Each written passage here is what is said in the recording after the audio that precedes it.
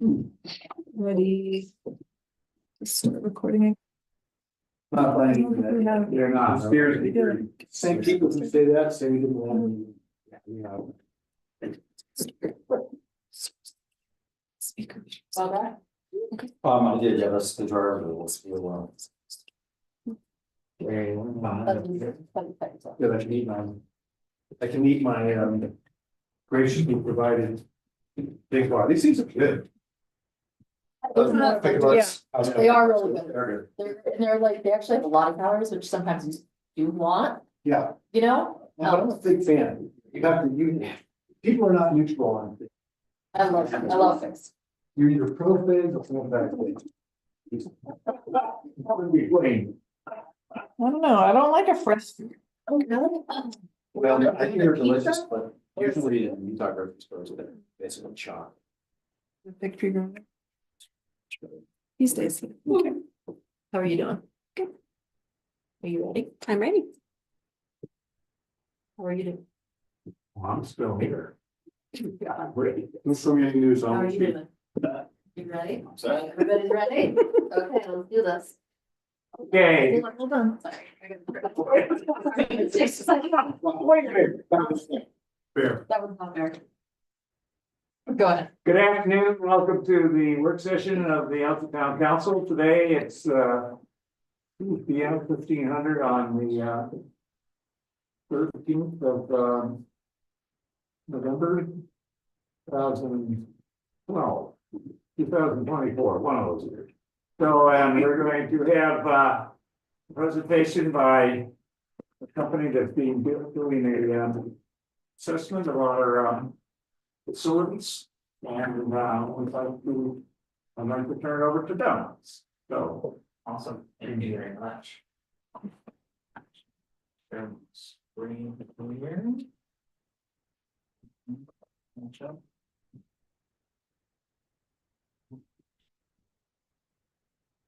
Okay, well, thank you so much, Roger, for letting us come up here and talk and speak with the council. Just want to do some quick introductions. I'm Nate Henry. I'm the project manager and architect for FFK Architects. We were retained by the town to do a facility master plan, really looking at the building right now, the community center, as well as Alpha Central and the town office assessment and initial kind of further evaluation of the spaces and the size of the spaces you currently have to meet your needs into the future, and yes or no, and if no, what would it take to meet those needs now for the various staff members? With me, I have Aaron Holt. He's the principal architect in charge of this, the partners at FFKR, and I also have Marcia Christensen. She's the document manager working with me, so she'll be helping me with this presentation today, and then she'll be putting the documents and stuff together, so that's still available for you guys. Chris, do you want the introductions for council? I think that would be worthwhile, us to be interactive enough, if people haven't chosen names a little bit. Alan Ansel is the council member. Dan Jones is a council member, and Roger Burke, a council member, and up there on the screen is Lisa Parker, who is a council member, and I think there's John. He has not joined us. Yeah, it's not Justice, okay, all right, Well, we believe he's planning to. So, say again, we believe he's planning to. yeah, good. Okay. Okay. Okay, awesome. It's nice to meet all of you. Just want to go over a quick little agenda for what this work session is going to entail. So we want to talk about guiding principles for facilities moving forward. These would be used just for a check in, kind of a pulse check as, you know, we talk about what you want in future facilities, and as you move forward, potentially in the future as a town.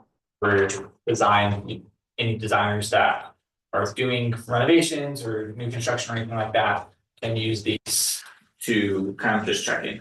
We're also going to talk about the building assessments. We have rough drafts that were sent to the council in the council packet last week, and we'll be talking about those and doing some ranking and the overview of those as well. So starting off with some guiding principles, and I just kind of summarized it, but why are guiding principles important? Design is very iterative, and this is not designed, but when you get there, we wanna make sure you're prepared for whatever that means. So when it comes to guiding principles, these will help define and communicate the key characteristics of what a project will entail. And so you can have as many as you want, you can have as few as you want, but they're really, like I said, to be a means of kind of a metric or a checkbox to make sure that anything that is being designed is meeting what you guys as a council are wanting your future facilities to be like.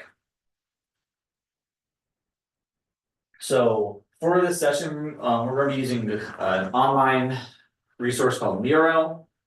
In the council pack, I believe we had instructions on how to log into that.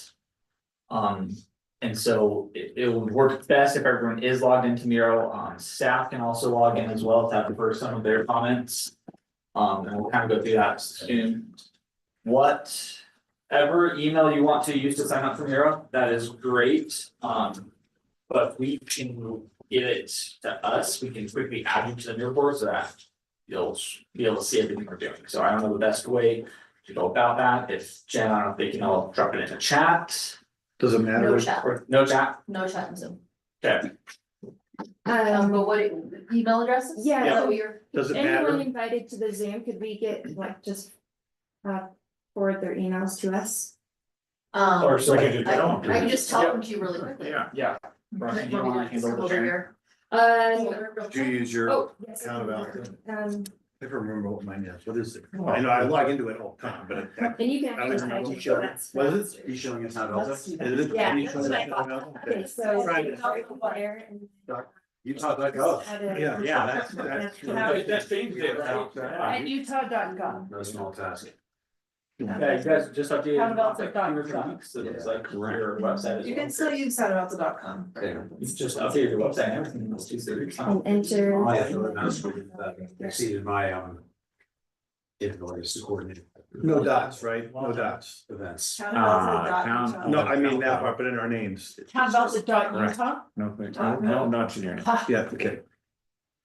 So it looks like we are gonna invite you to the board at your town of Alta. email. I'm just doing your time, yeah. Yeah, so that's where you'll find, or that's the email you wanna use to make the account.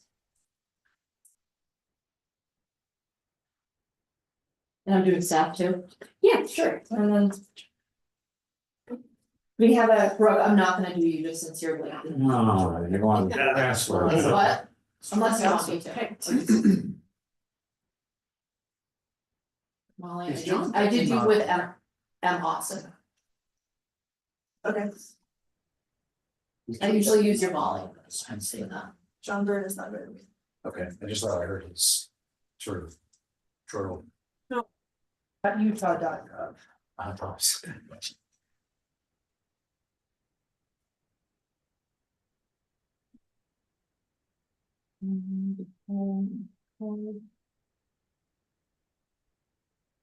Your email or? Yeah, let's see if this works. Okay, that is everybody present okay, Miro online. team? and online. I did do a lease, didn't I? No, I didn't do a lease. Thank you for saying that. You know what? I was like, I made a login and I can see a couple board, but my board was modified by John Byrne. Oh. This is my first board. So I don't know if I'm on the right team. I don't think you probably are to these, because it sounds like Jen's typing in your email to share it to you right Okay. now. So you'll see it, I have we'll not push logged in. send here, and then if you refresh, it'll be called Town of Alta. Okay, Facility plan. I'm gonna use my other email. My password is. What is our team name? I did just the townofalta.com for everybody, We could, because it was faster for me to type. For passwords? No. sharing I gotta, access I to gotta, this. I gotta. It should, I don't know. To do authentication, I have to go into my email to get it. What is You your, want okay, your personal one? Yeah, I do. Oh, You want to say it to me? I can take it. Oh, what? our team name? D Shill. What's our team name? SCHIL. Oh, yeah, that's exactly what I am. 01 at Product, email. I got to do all the codes, tell us. There you go. About I think- the team, I think Town of Alta works great. townofalta.com. Or just Town of Alta. Run together. I'm Okay, I am in. I found the KR Architects, and then I found our board. the facilities master plan. What do you, Roxy, you want- Elise, what'd you use for your, tell us about our team? You wanna, the team is the architect team. Your FFKR, This- Yeah. your Here's the email, architect's my team. personal The email. FF, Town of Alta.utah.com. No, it's, What would you like us to call our team? Yeah, oh, what's your team name? Yes, FKR, Elise said. Yeah, I just joined that team and then I opened up our board under it. What type of work do you do? as little as possible. That is not Good answer. design, you think, is I that, was watching Roxy. is that what I want to do? Kidding. Choose an option. Roxy is logging in. I just kind of skipped past it because so yeah, just pick something. Well, we that's really not want- super gonna matter. Oh my God. Let me suggest that Roxy do it for you. I think she's almost there. Yeah, you can just hit skip for now. I'm about to.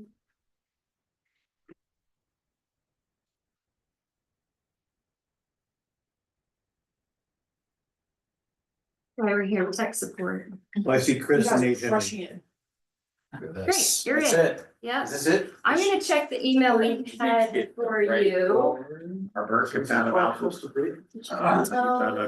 Similar to what last time. So that's the right look, but the board's not appearing, so Roxy just So gonna it check the doesn't email. have .gov in it, but I can send it to that email. So she'll resend the link and it'll have, we'll just refresh and something new will pop up under the name. It'll say Town of Alta space dash space facility. He added, town of Alta. So our birth, Utah. yes, we just sent an email address. I Okay, was so just that's trying, why. yes, so I can. Yeah, I think they use the other one, so. Arbor got, okay. I used to. Is that do the one. same? Signing in is like the hardest part. Is this a government project or Oh, what? and then- Behind the table? ANCTIL at Town. Okay, Do you know what that means? Yeah, I do, is that for you? Oh, good for you. It You're gonna feel a lot better. Is that your Roxy? yeah. Very checking. I got your other email here Alright. added. Oh, yeah, that's just like on the intro page, but. Not yet. Do you see it, Nate? No, Yeah, okay. Doesn't like the .utah one. Right, see, my address is right, Carol, C Ansel. CANCTIL at town of Alta, one word, .utah.gov. Yeah, that's how we. That's how put it in. Rogers is, okay. Yeah, do we call the auto Roxy and go paper? well, or the other option is I just put their information in for them.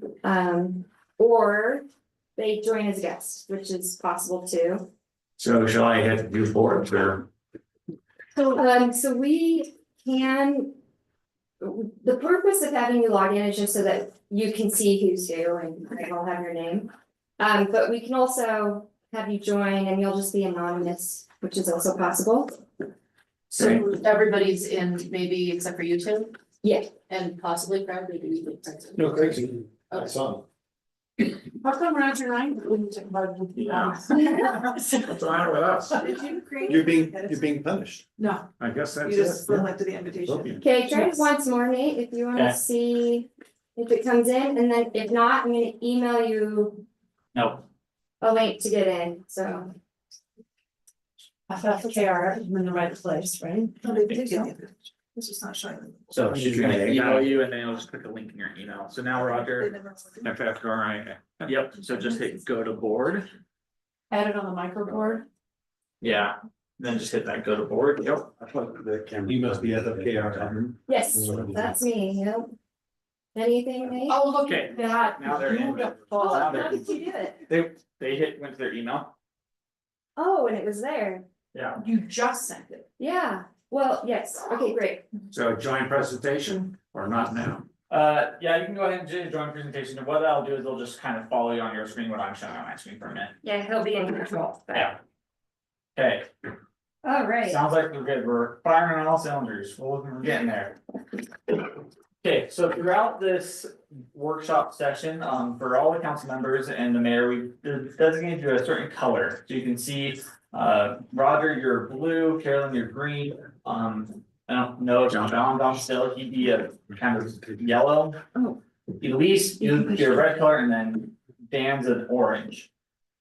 And so we'd like you to just kind of follow these colors all, whenever we're using them, it'll also have your name, so you don't have to remember your green or blue or whatever, we'll have your name there as well. Right, so, the easiest way to use these things is you can just hit Command or Control D. And it duplicates, pretty much copy and paste in one command, or you can just do Control C, Control V. And then you can start writing things right away. And then you can just drag and drop. And that's all the commands you really need to know for this. And if anyone does want sticky notes, these are kind of digital sticky notes, we have them if you prefer to write. If there's anyone that wants that, we can provide that. So if all the council members want to try just copying over a square, just duplicating a square and moving it to the right side of that line, we'll just do a little test around this, make sure we're all rolling.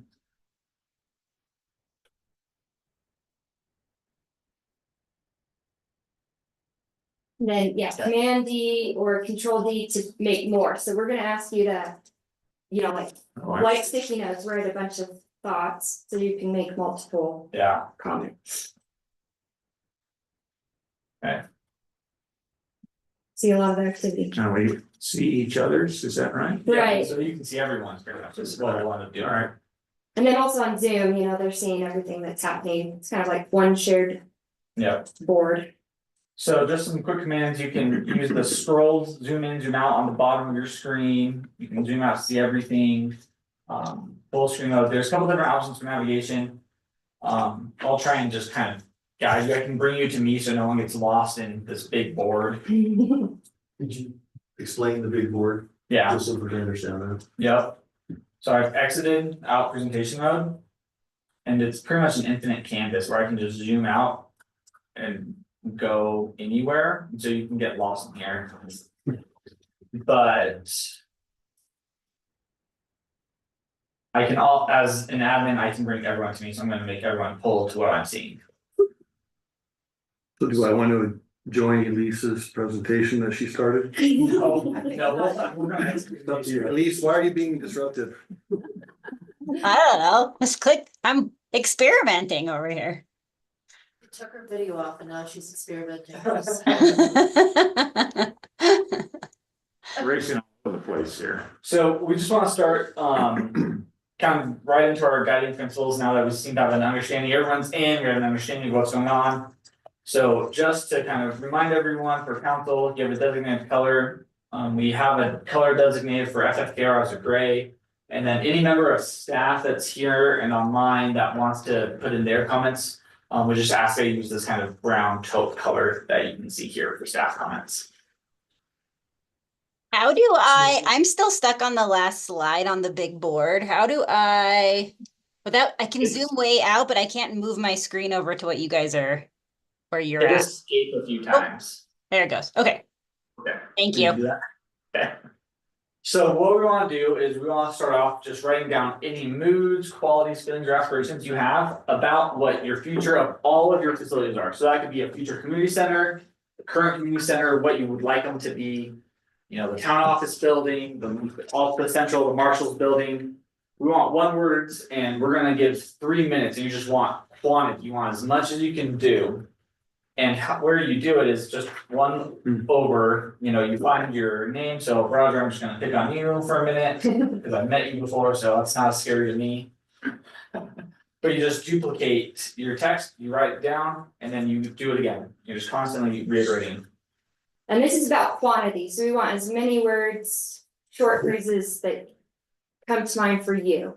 And again, this is kind of the individual, and then there's gonna be a lot of discussion to follow. Yeah, so we're gonna give you 3 minutes and we just want everyone to kind of go as much as they can. thinking of words that you would like to describe future facilities, and that can be any of your facilities you have, facilities you might wish you have, anything like that, just general. Quantities, moods, anything like that. And I will start the timer now, I just so, oh, you Okay, did, now. oh. Somehow And I can help if you need help. Okay, Did first you of all, I get- got off this page.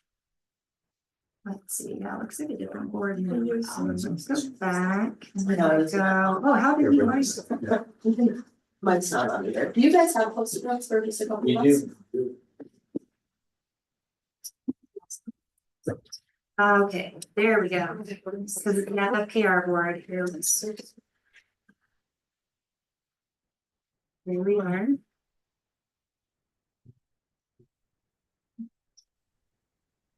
Oh. And Roger, here you go. So we're gonna just, Okay, I'm gonna put in.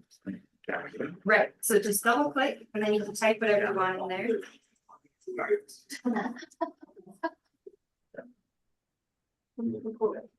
It's like, I think this is my. Okay, no, smaller. Actually, we're up to right over. you give me the marker? Oh, no, you give me the exact, and then it turns into a hand, and once you drag it. Yeah, yeah, no worries, that's a good point, that's a good point.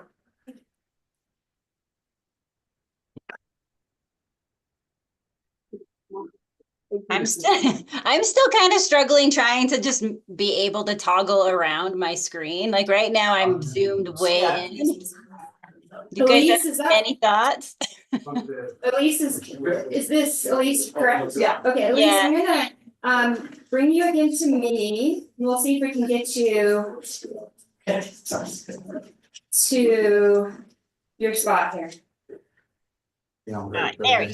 Perfect, thank you. Right, yep, and then double click to highlight the text and then you can just replace the placeholder. Oh, I know. I just put them all in the same box, so it's right, doesn't matter. I'll separate them out for you. And that's just for the next exercise. So it's any more you wanna put in, you can keep. Wait, are you saying this doesn't count because I'll be unhappy with you? No, no, it's gonna count, it's gonna count. Your vote counts. It does, it does. Well, state staff is on one. So it's kind of- Oh, yeah, I just needed to control the. Correct, to make a new- yep. But no worries, I got you here. Okay, about 20 more seconds, a little less than that. I'm difficult, I so. don't know why mine are so like stretched out in between. So these are, these can be like any shape and that might be, but yeah, we're not worried about the shape of that. There's the timer. Yeah. Roxy, You guys I moving think, on do you next want, to each other? I'll finish that thing, do you want to? Yeah, talk to it? so Elise, are you okay though? You're getting it to work on your side? Yeah, it's just taking me a little bit. Worries, well, you keep going so you can get some in there and then, There's not the auto spell check that I really enjoy. Yes, me too. Yes, yeah, that's for all of us. I'm having like, they're like, wow, that one can't. The advantages of writing books for a living. My typing improved dramatically over the last decade.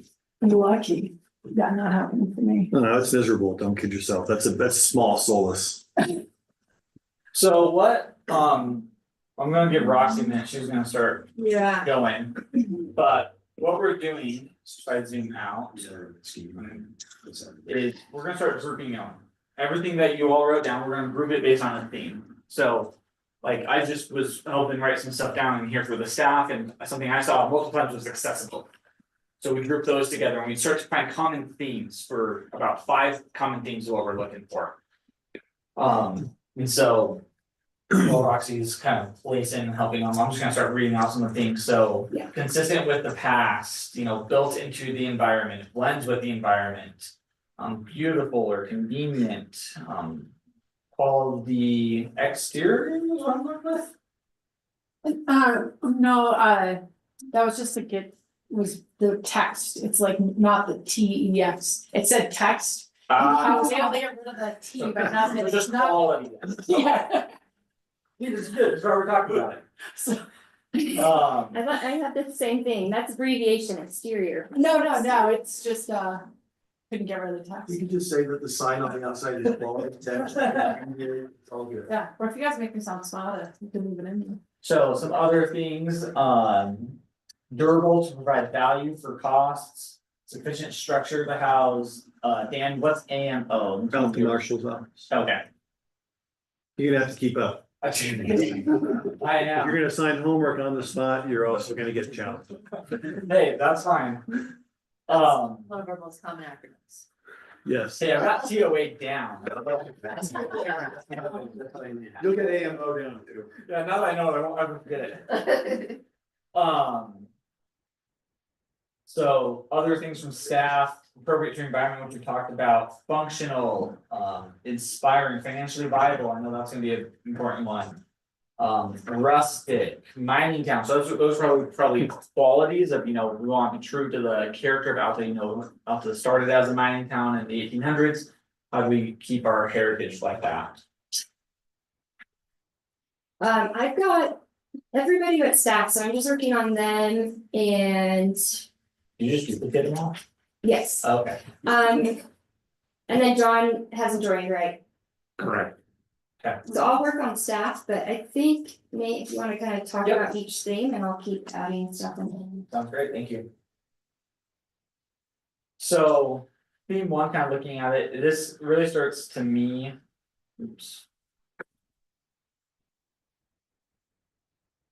To start to talk about kind of your history. Or Alta-centric. For lack of better words, we're just focused on what makes Alta Alta, right? Does that Right. sound Your consistent identity. with everyone? Their identity. Yeah, your identity. Identity, there we go. It's not just you guys that have problems spelling. So then theme two, quality, outdoors, I don't know which staff wrote that, but I'm assuming that's like a relationship with the outdoors.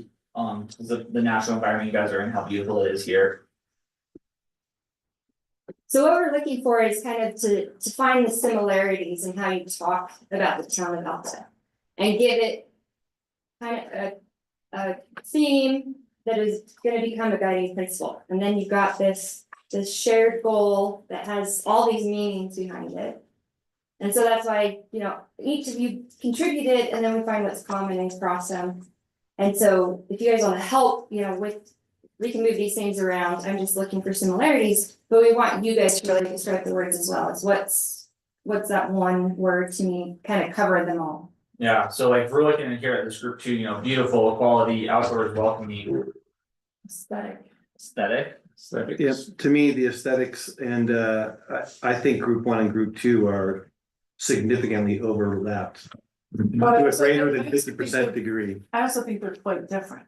They- Because I don't like my house is really modern, and so I like modern.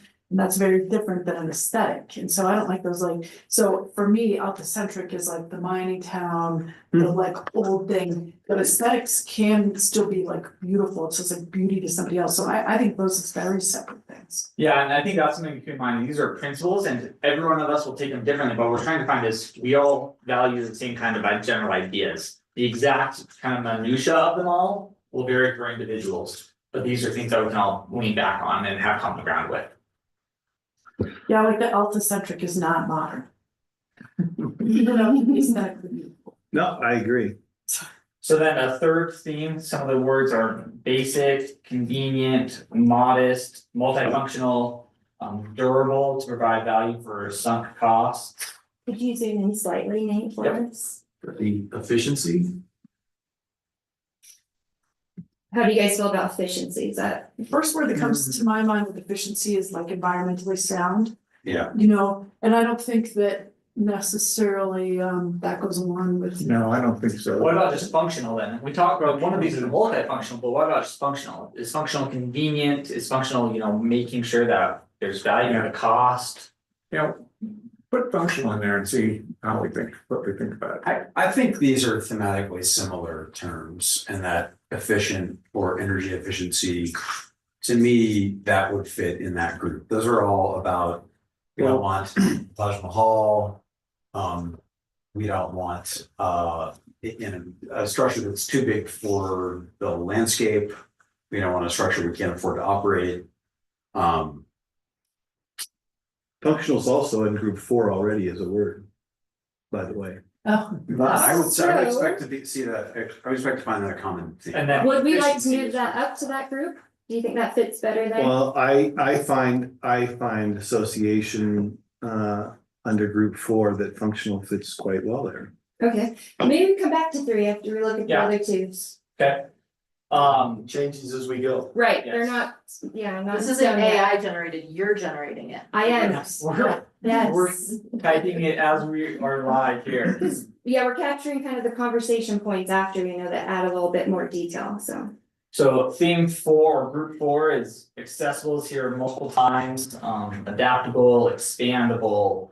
Functional, just like you said, Dan, community, credible, modernized meeting space for town functions, Can't see, No, I would- you wanna move yours a Oh, little? I'm sorry. You're good. Sufficient structure to house Alto Marshal's office, financially viable, employee, I'm assuming that's employee focused.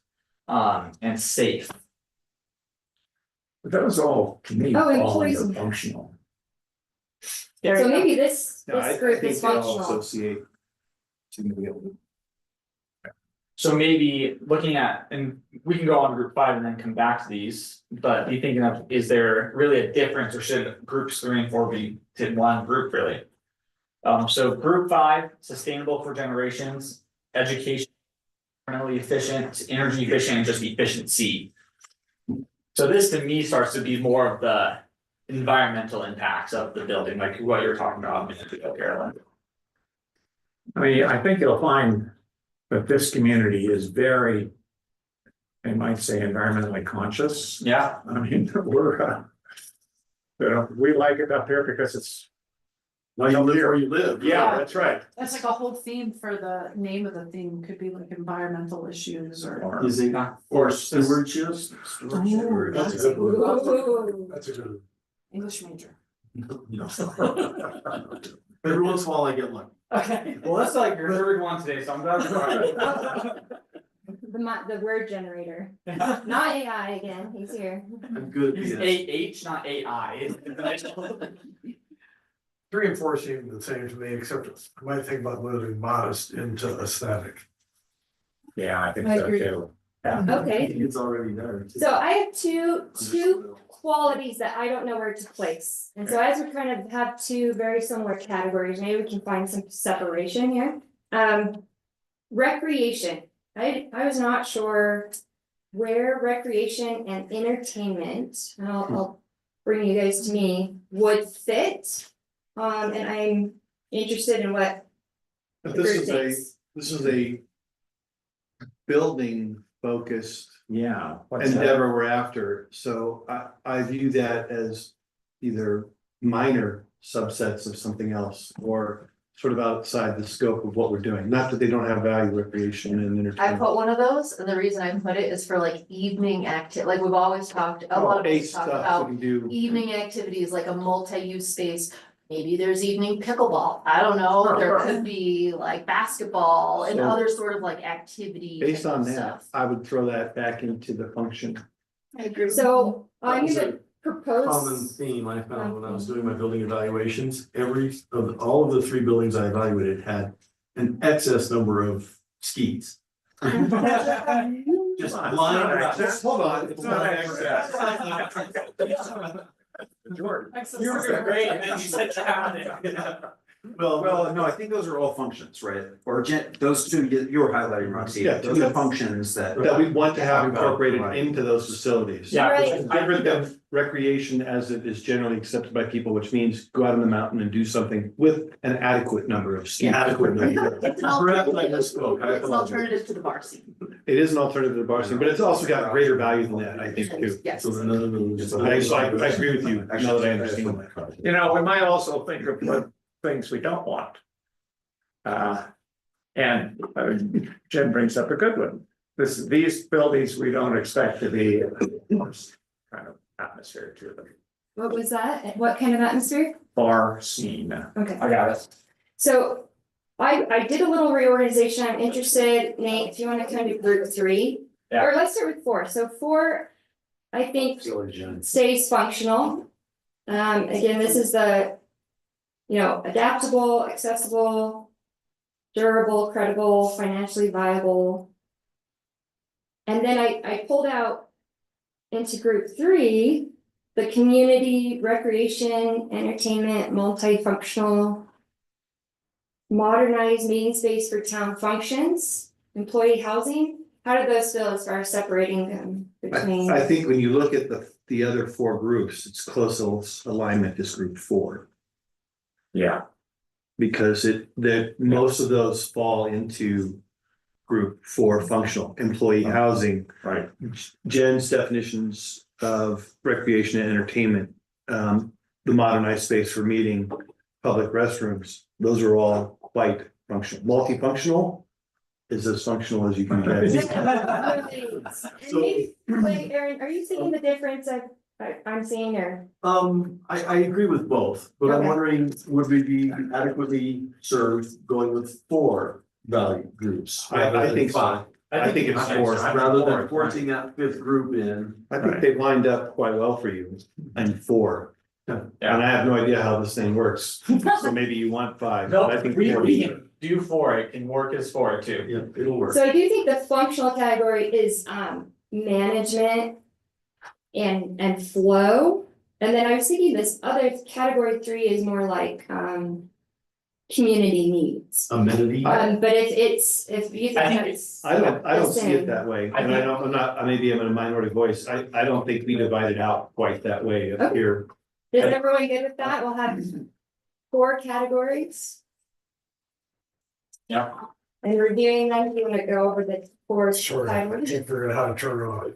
Yeah, so kind of the 4 titles we've established then are alpha-centric or just identity, aesthetics, functional, and stewardship. Okay, so those are kind of the 4 groups that we have. So the next thing, here, I'll see, do you want me to type them into the themes and you go through the next one? No, I can type them in. So. We've kind of already done the voting just through our discussion, I think. So what we're wanting to do is kind of have a description of what those are, so. We want. The council, the mayor and the council as kind of users to talk about what. Is the kind of an idea of that theme, what do you mean about identity?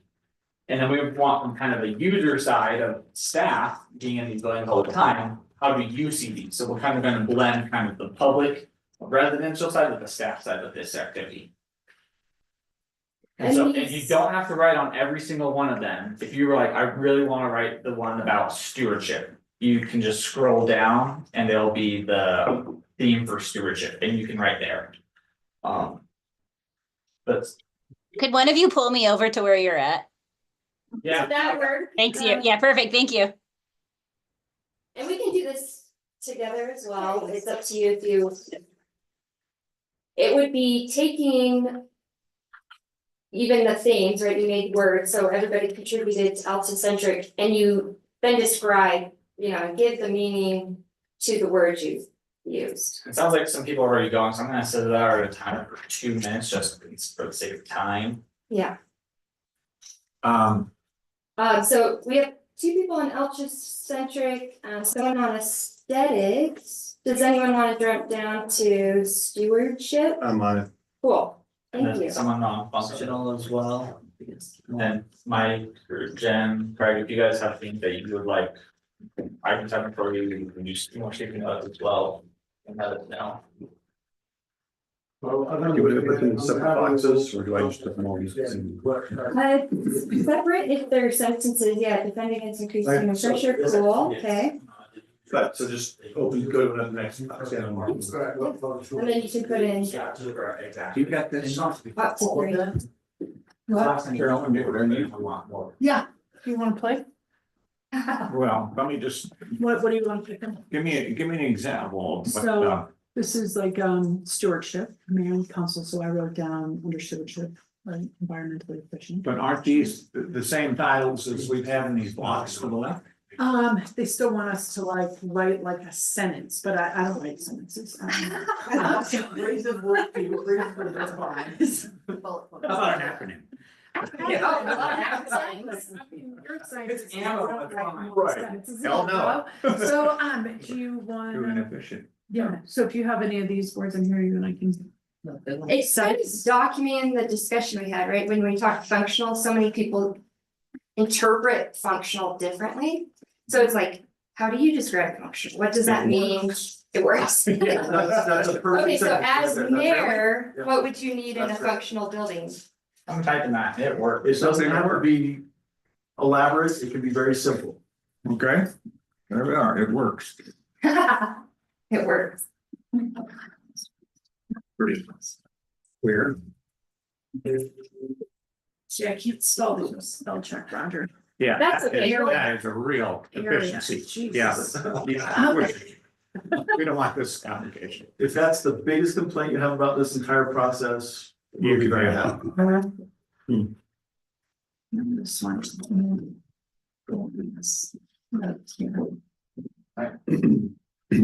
And because this is online, it's available, so you guys can fill it in. You may not get it all, but.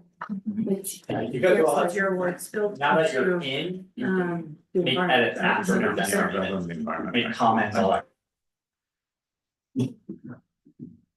Oh, look, there was a spell check right there, bro. Well, maybe we dinged this thing a little too early. Yeah, exactly. So I think the only one, oh, E is not.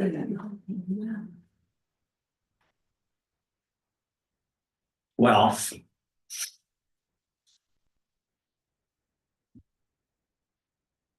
Aesthetics, we don't have much from the council on aesthetics built into the environment. Is there any other aesthetics of the? I would make it blends into the environment, not just. Oh, yeah, you're right, that's what I meant to say, thanks. No What else worries. is my word, blends is better. Anything else from the council about aesthetics that? I mean, these could be. Opposite. I think something opposite of what you have, you wanna see, Simple. simple. Mm-hmm, yeah. Simple as contrasted with fancy. Yeah. And what's, Ostentations. yeah, Yes, that's it. Yeah. Not my. I'm thinking some of the structures in the valley. Mhm. But one more for alticentric. Area is main theme here, building. Ski area is the main thing. Oh, ski? Yes, I can't spell. No, you're fine. Historically consistent and one more for alticentric. How would you describe that to others?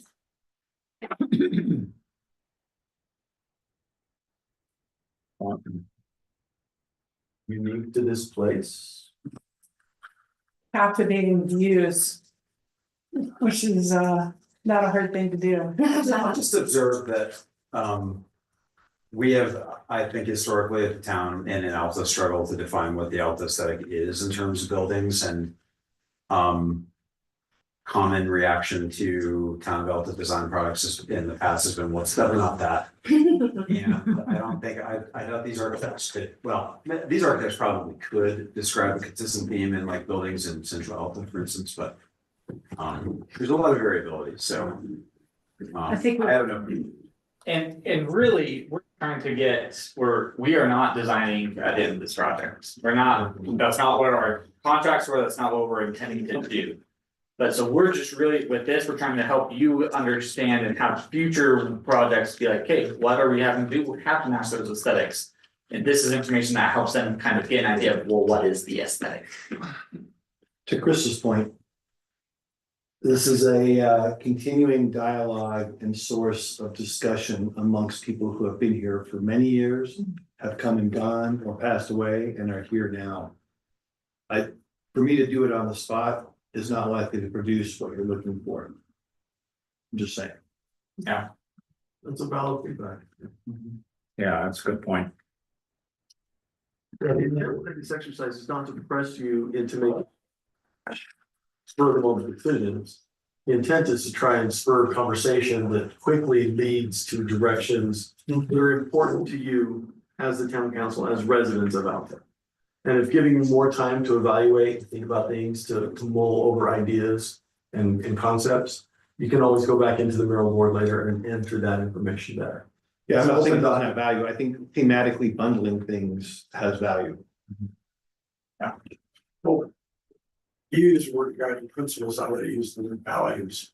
What I will say is when I went back and looked at one of the town plans from about 25 years ago, it was remarkably consistent in terms of the values. It's hardly changed. So people will use, there were some themes in the same way that there were like, I don't know, there were like 40 of them. But if you grouped them up, it's very consistent. It looks like this.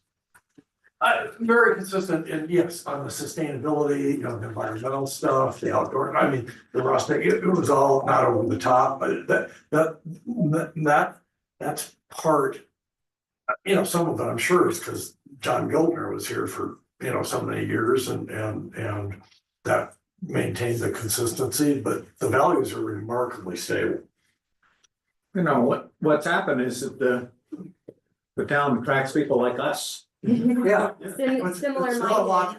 Yeah. It's It's tautological. cultures are always tautological because they, you know, if you're looking for a really innovative, fast growing culture, then you go to that kind of startup firm or whatever. And then that attracts more people like that. I mean, it's. And if you want a different type of structure, you can just drive around and go to Deer Valley. Yeah. So I mean, that's markedly different than what I think most of us think of as here. Yeah. I mean, you don't have to go that far, you can go 2 miles down the road. I didn't want to- It's something.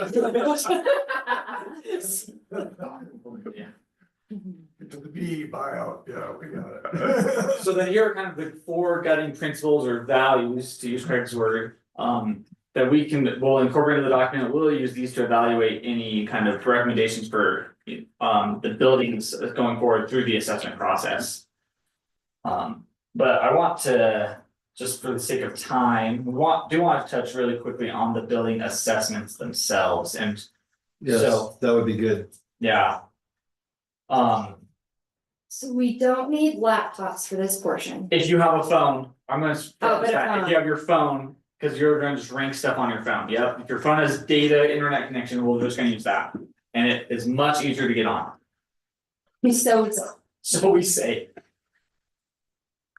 So you want our phones out now on Yeah. that QR code? yep, just a second. did you start it? Oh, did I? No. Well, the QR code was up a second ago. Yeah, it was up. You want staff to participate in this or what? So That's fine. I'm not going to. Nate, you're a little. Yeah, I think let's have, Yeah, your screen. It might work, but where's the QR code? if you just go to your camera, Carolyn. Yeah. You just pull up your camera, or I can Oh, help you all with the it, way out there? yeah, I can help you with it if you want. Thanks. Roger, you click that, this right here.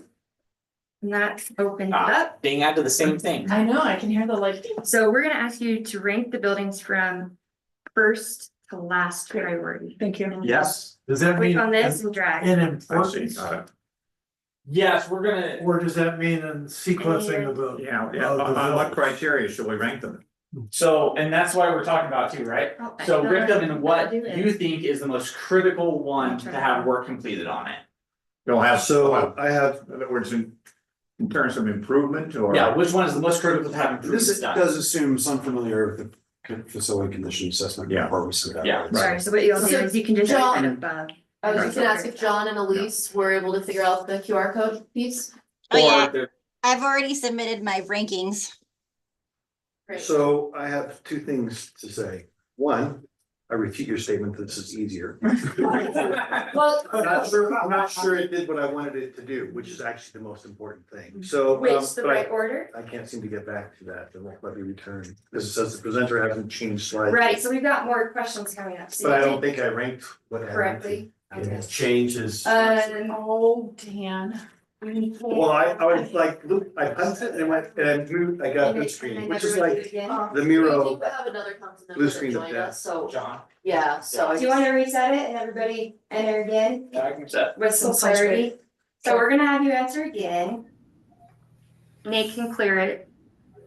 So is this gonna be the same QR code or is Yep. the new one gonna come Yeah, up? I can just clear results and the QR, everything stays the same. And you just So they may have to rescan it. refresh. You might just refresh, not rescan. Okay. Refresh. Yeah, wait though, cause I haven't cleared it yet. So do you want staff to participate or you just want elected officials? Alright, just a little sign. I don't think. I think Oh, they we're want not just supposed to do it? council. Okay. No, it's- Don't go anywhere. Okay, I'm right here, yeah. Yeah. And what can I do? So making sure, I mean, this is my top Okay, choice. And so I'm not ranking down 3. so you will put it 1, 2, 3. Okay, So, so Elise but- and but John, happened if you last want time to is get I ranking, touched do it this. again Mm-hmm. with. the Right, so if you intention put the of 1, That's one great. and you then want, what do you want or second? think we need the most improvement, the improvement stuff. And then 3. Okay, And gotcha. then you could move them if you had them wrong, but that's how you. I will never. I just Okay. resubmitted. Okay, Well, thank Yeah, you. so I did too. I think I just didn't. have- And so you should see the little timer we have in advance, so it's just one question at a time. Think you guys are all there. How many votes do we have, Nate? Center hasn't changed slides. And this, again, because it's online, it's live, so we're gonna. Have you voted? 4, Oh, 4. we have 4 or 5. Is John on? There's, we haven't heard if he connected yet with the QR code, but he's on the Zoom. You talking about me? Yeah, I'm a little behind you guys on the Moreau. I've been listening to it on YouTube, but not participating. So I'm fine unless that's a problem for you. Okay. You'll catch up. Oh, yeah, we were backing up in case you wanted to grab that QR code. John, if you want to tell me your 1, 2, 3, I could submit it for you.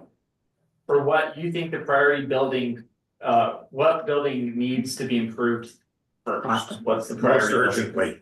Yeah, most urgently, that's a great way to put it. Yeah, I would say the community center, the marshal's office, and the town office. Community center first would be my choice. Okay, I submitted those for you, John. Thank you. You should have 5 now. I'm sure it's just gonna reload. Yeah, there we go. There's 5. Okay. So just to give a quick overview of how we did our assessment, so we had a. Wait, are you gonna show us the results? We will, we're getting there. Okay, all right.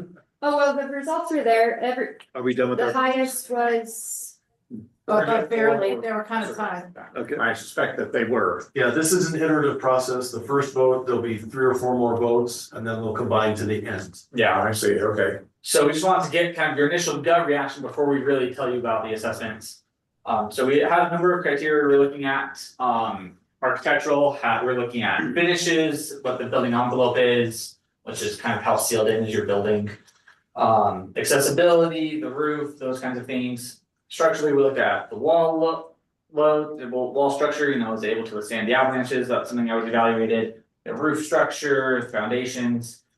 Electrically, we looked at lighting, your power distribution, security systems, telecoms, AV systems, and then mechanical, we look at if there's a fire suppression, like fire sprinkler system. What's your HVAC looking like throughout the building, and then what's your plumbing looking like? And that's a really high level, it's a lot more detailed, of course, in the assessment, but. And then we ranked all these things, so we kind of gave every line item had a possibility of 3 points. And if it was a 3, it meant there wasn't a lot of work, it was kind of at the owner's discretion, and we're using the term owner to be the town as a whole governing body.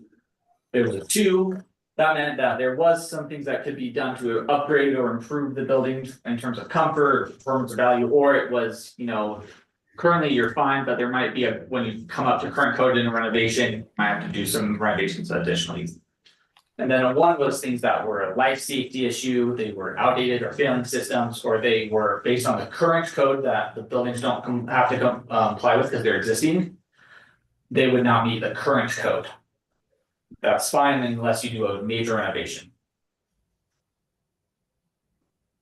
How does the redevelopment potential of each site fit into your equation here? That was not something we were tasked to look at, so we have not looked at that.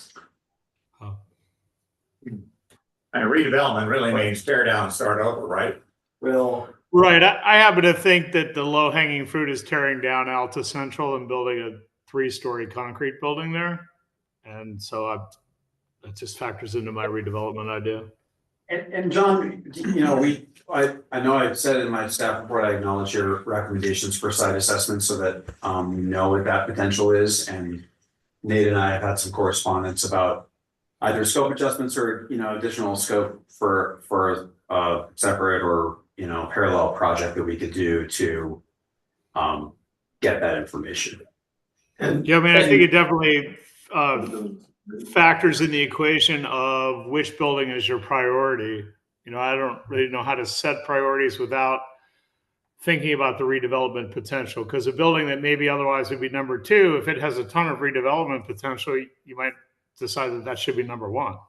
Yeah. You are correct, and so what we did, we kind of did that first question to kind of just gauge what your thoughts are before we dig into the assessments. We just wanted to get initial ideas. And I guess I misunderstood your question, John. Part of what we're looking at is in a way redevelopment. We're looking for each building, should it remain?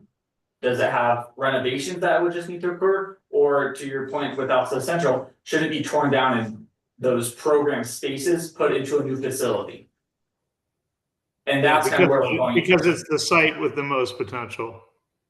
Yeah, we're not looking in terms of site orientation, we're just looking at terms of programmatic use and the building, is it in good condition, could it be reused? We're not looking at citing anything for our study as yet, like Chris mentioned. The other thing we are working on, is we are doing costing for how much all of the line items in the assessment will cost the town to do those recommendations. John, though, I think your observation though is we need to incorporate that into this. Because it's the only way we're gonna make the right value judgment on a prioritization for building 1, whatever building we do, right? And we do get to a point where we address that in our Okay. presentation. Yeah, I think where he's struggling, and I'm kind of on board with him, is that it seems like it's somewhere earlier in the process for us because of how we've been looking at this for a long time. Right. And we understand the constraints of space as we go to rebuild a footprint of a new building on a site that we own. Yeah, and we're running out of time, so I think it's worth just discussing, do you want us to do a high level overview of just a summary of all the buildings now? And we can meet at a separate date later to continue this discussion, because we only have about 3 or 4 more minutes. I think this group is very familiar with the buildings. So I think we can go right to the And grant. so I don't think they're trying to give us. Yeah.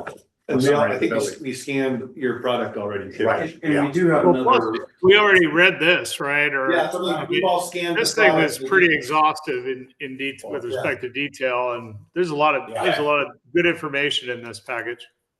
And then we weren't sure how much we would get through, we were talking with Chris, and you guys have a lot you were reviewing for this packet. And so that's why we formatted the presentation how we did, because we wanted to make sure, like, if you didn't have a chance to get through the building assessment, we could talk about them. But it sounds like that's not the case, you have gotten through them.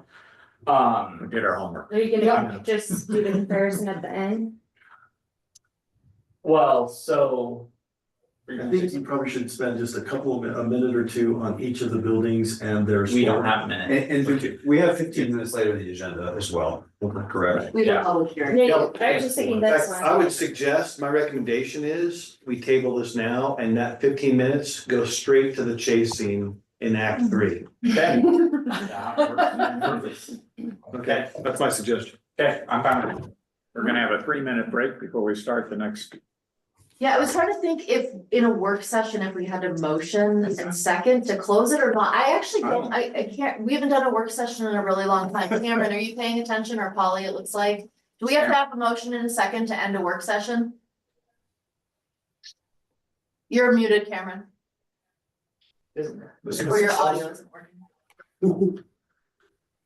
Yes, it's getting chilly. Yes, okay, we should. Can we go through that? I move we close the work session. I second. All in favor? Aye. Hi. Okay, it's unanimous. Work session's closed. Okay, I get my eye in. thank you, Lisa. Yes. Are we done with this on laptops then, Yep. for the night? Yep. Okay, I'm hip on that. You don't need another motion to be done with your laptop on that. Motion to close. It's closed. Okay, Mayor, we have 1 minute. Just- Okay, I wanna talk to this guy. But we got the invited. Thanks. You keep it going. Jen? Will be. Yeah. You can just set yourself on the floor if you want there. I'm well, I'm tired. Yeah. You know, let me caveat this, I cannot complain to an ER doc about having a business. It's your fault, I hear you now, but I am, I've been up since 2 a.m. Hey Jen, can you hear me now? Yes, very echoey. Okay, thanks. I have to get up and start working, guys. Start, That was that's Cameron. my creative stuff starts at 2. And so if I've got something I know I need to do, I get up and write it, and I just, and I sort of muscle through the day. So, well, that's good. Yeah. No one else skiing in Pico, Yeah. this afternoon, there's no people over there. Okay, Highly recommended. council members, I'm just giving you like a 30-second warning. Oh, yeah, How'd you get up there? it's open. They just skiing. How Very nice. about you? How's life? That's good. Good. Been skiing a lot here. Hey, Mary, it's 4 o'clock. Sure, it's been good. Okay, It's 4 o'clock. been really good. I'd like to call to order the Elton County Council meeting of November 13th. This is public hearing. Oh, okay, we're gonna open a public hearing, sorry. Yes. So I'd like to call the public hearing to order.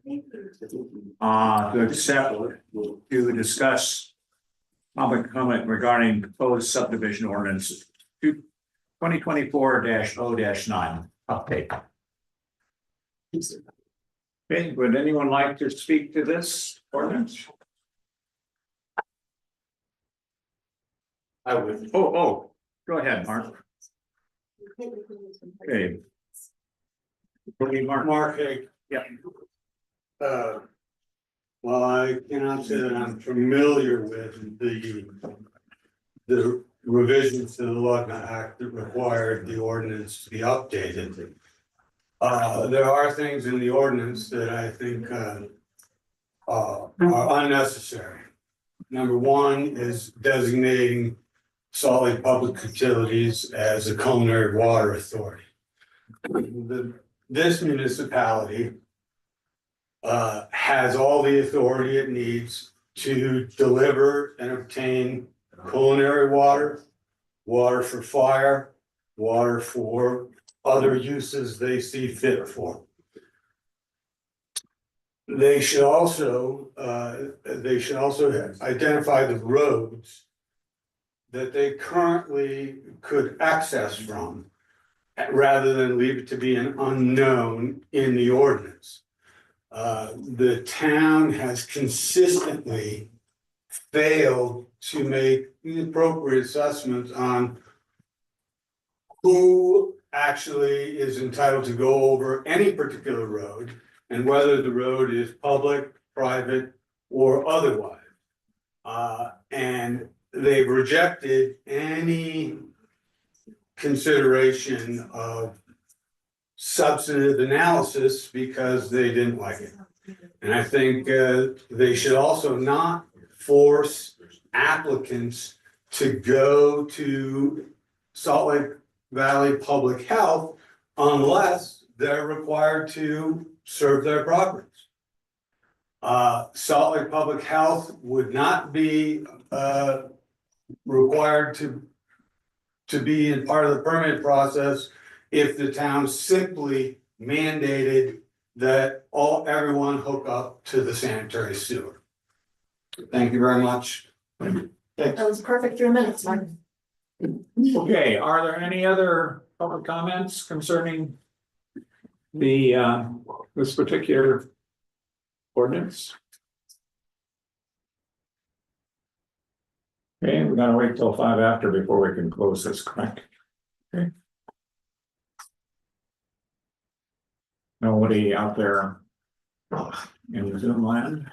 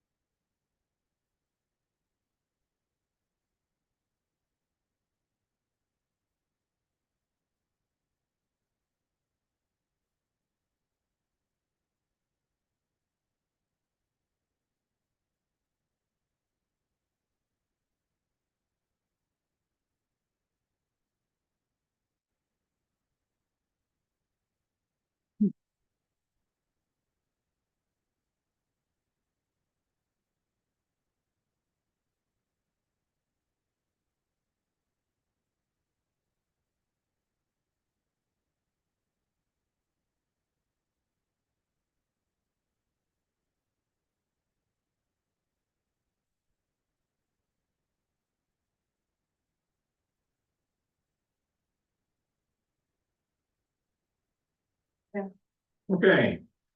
It being 5 after the hour and hearing no other public comments, I would entertain a motion to adjourn the public hearing. I move that we adjourn the public hearing on proposed subdivision ordinance 2024-0-9 update.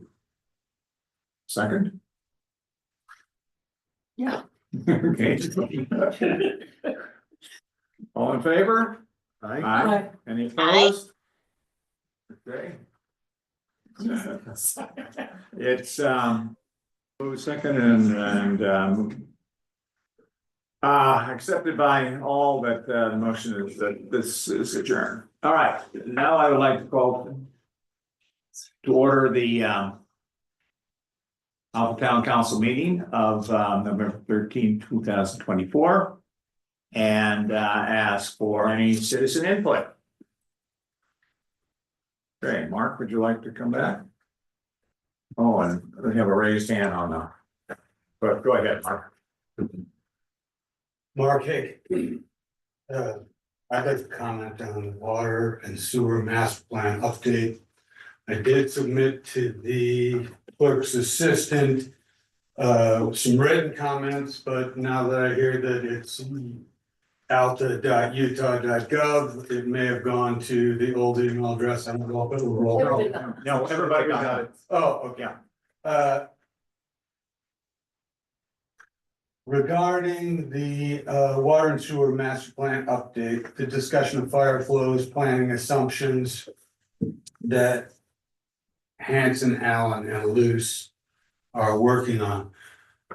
The town, Hanson, Allen, and Luce should be assessing all public water that is currently identified on the Utah Division of Water Rights as municipal water intended for public use. The written comments I submitted contain the water right numbers, and that should all be considered as part of our future use. And until that is, you're gonna be continue to fail in terms of taking a global holistic approach to delivering municipal services to the people you tax for. And so that has not been part of the equation in the past, and it needs to be. Among the infrastructure that needs to be looked at is Secret Lake, the Alta Helena Tunnel, which I would note, despite all what's going on in the Melville case regards the activities at the tunnel, that the tunnel was approved by the Salt Lake Valley Health Department as part of the approval for the subdivision in 1963 as an approved community water source. And whether the staff is aware of that or not, they should be. That's currently a storage facility and it could easily be expanded. That should be considered as part of the plan. As well, the infrastructure, the sewer infrastructure that goes to the Albion Day Lodge. That was, the lift company was forced to put that in despite more than one person willing to subsidize the cost of the sewer extension and just make it public, was forced to put that in. Everyone in the basin should be forced to connect to that sewer line. You should consider condemning the sewer line, making it public, and have a cleaner environment for the health, welfare, and safety of the community by having everyone connect to the sanitary sewer. And that would alleviate any necessity for applicants, whether for subdivisions or homes, to go to Salt Lake Valley Health for permitting. In addition, I would urge you should review what people have to go to Salt Lake Valley Health permitting for, how that process works, and whether or not it has been successfully implemented. Thank you. Good. I think there was one other person who wanted to make a public comment. Ms. Burke. Hi, I have just a brief comment, and that is a word of thanks and appreciation for all of our public servants. We have an incredible staff that includes the staff members of the town of Alta. I think at least 3 of them are there in the room, if not all 4. And I also wanted to say that we are incredibly fortunate to have public safety servants that include the UFA and the Marshal's office. And without them, our town could not survive. So thank you. Government for us. Thank you very much. Are there any other members of the public who would like to address us? And we have to leave this open. There's 10 after. Okay, we're going to close the citizen input and go to facilities master plan presentation by Nate Henry. Yeah, 15 minutes, right, Jen? Yes. Okay. You have 15. Set a timer on the watch, so. Nice. Long time no talk, right? It's like we're just up here. Good to see you. You too. Happy to be here. Sorry, I'm just resharing, pulling everything back up. I have to get reoriented.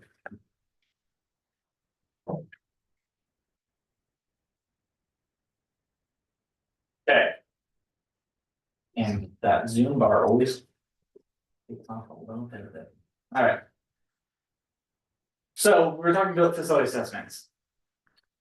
I want to focus on Alta Central just for a minute. Everyone sounds like has read the report. There's lots of stuff in there. I just want to kind of go over, you'll see it on your board. You saw part of it in the report, how we got to where we did. So every single building had a different number of, we'll call them line items that our engineers evaluated based on each building. So everything was unique. Like I said earlier, everything had a score possibility of 3. So for Alta Central, there were 40 line items that were evaluated. Everything had a score of 3, and so that's how we got to 64 out of 120. And we ranked that at, just like I said earlier, if it was to remain, it got 3 points. And so you can see how many items on the left hand of the architectural. There was 4 items that were to remain. That's 12 points. So the yeah, hope that makes sense. So we got to 53%. As a total, and we put it into percentage just so that we could then compare more easily to each other, all these buildings. Because like I said, Alta Central had 120 points total, the town office had 81 points total, just because of the number of things that were evaluated in each. And what that comes down to is, like, Alta Central has 3 levels, so we evaluated the plumbing overall, but then each floor of Alta Central had a plumbing evaluation as well, which is some of the discrepancies. Any questions on, like, kind of how we've gotten here? Okay.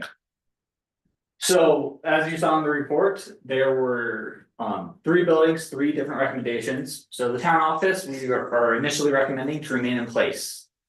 And just something I want to note really fast is that this is a draft report. I mentioned earlier, we're still working on getting our costs. We should have that by the end of next week. And so each of these line items that we're using to rank, we're going to have a cost number associated with them. So that at the end, we can also then, in the final report for the building assessments, we can total up what's the cost of doing all of these things. What's the cost of replacing, what's the cost of maintaining, those kinds of things. So that's all data that town council and the town staff can use to make decisions moving forward. The community center, the building that we're in now, we were recommending that's demolished. And then it has a lower score for Alta Central, but you'll see it has an asterisk there. So you could remodel that building. You could demolish it. There's some variabilities here. And so I want to talk through what those options mean. You could leave it in place. Yeah, there would probably need to be some upgrades, but the biggest issue with leaving it in place is per the current code, which you would trigger due to the amount of renovations that it would take. It cannot function as a police office. It's an essential building since it houses the marshal's office. And therefore, if it was to remain, it could not function in that capacity anymore. Because Because it would probably be cost prohibitive. Yeah, to bring it up to code. As the marshal's office, it has to be able to withstand a direct hit from a large avalanche. It has to be able to withstand seismic loads so that it's an essential services. If anything else, like all your other facilities came down, you would still be able to have the marshals performing their duties. Option 2, as we've kind of discussed it, is you could keep the building, do some minor renovations possibly, and have a different use for it. But then you would need a new place for the marshals to go, so that's most likely a new building. Or a different building. Or a different building, yes, thank you, Chris. Or option 3, you can just demolish the building and put the marshals in a new building or in a different building. Any questions or comments on that? Yeah, I've got one. Yes. It's actually a question for John. John, can you hear me? John Byrne. John Byrne? Sorry. on you. Hey, I can hear you. So when we did the boat thing that we did that last session, was that part of your calculus why you put community center as number 1 for construction, because you viewed that as the Tetris model for moving the marshals in here and then we do the marshal's office? Was that? Yeah, I mean, I think that's part of it. I think in option A here, we're also being fairly simplistic with the cost prohibitive to remodel. Like if we were just trying to use Alta Central for housing, and not, do business there or have the marshal conduct business there, we might find that that's not cost prohibitive. I struggle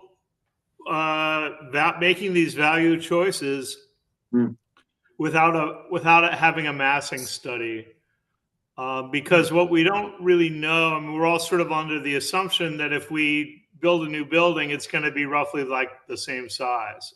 I think it's kind of the underlying assumption here, where you might find that we can build a significantly bigger building on one of these sites, whether it's the, we're not going to tear down the town office. That's pretty clear. So we're talking really about Alta Central or the community center.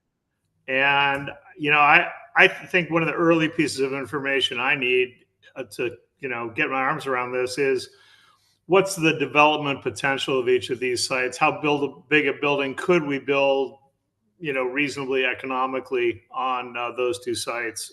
And then some of this would come a little clearer for me. I think to add to that, is it allows us to maybe do a phased construction if we talk about both these buildings, where in John's point, we can put a bigger building on this site, for instance, but as we transition, because we're going to put some other people here, we have these 3 buildings have 3 functions roughly. We need to move people around during if we were to replace both buildings. And I think that becomes a factor we have to plan for and think about. And I'm not like John, I'm not getting that quite out of this. It's not giving me all of that warm, fuzzy blanket. I think I agree with you there. And I think that it's easier to imagine building an extra story on the Alta Central site. It's a 2-story building, make it a 3-story building. That's pretty easy to imagine, particularly if you're going to do a concrete box, which is kind of what it comes down to make the code these days. I think that's, increasing the square footage of that building by 50%, that's a lot of potential. Having been through all these sites so many times, the ability to add 50% to the construction square footage, that's a pretty meaningful amount. Alta Central, I'm also in favor of considering doing rock work and trying to expand the buildable footprint of the site. The ski area blows stuff up all the time, and takes out some of the rock.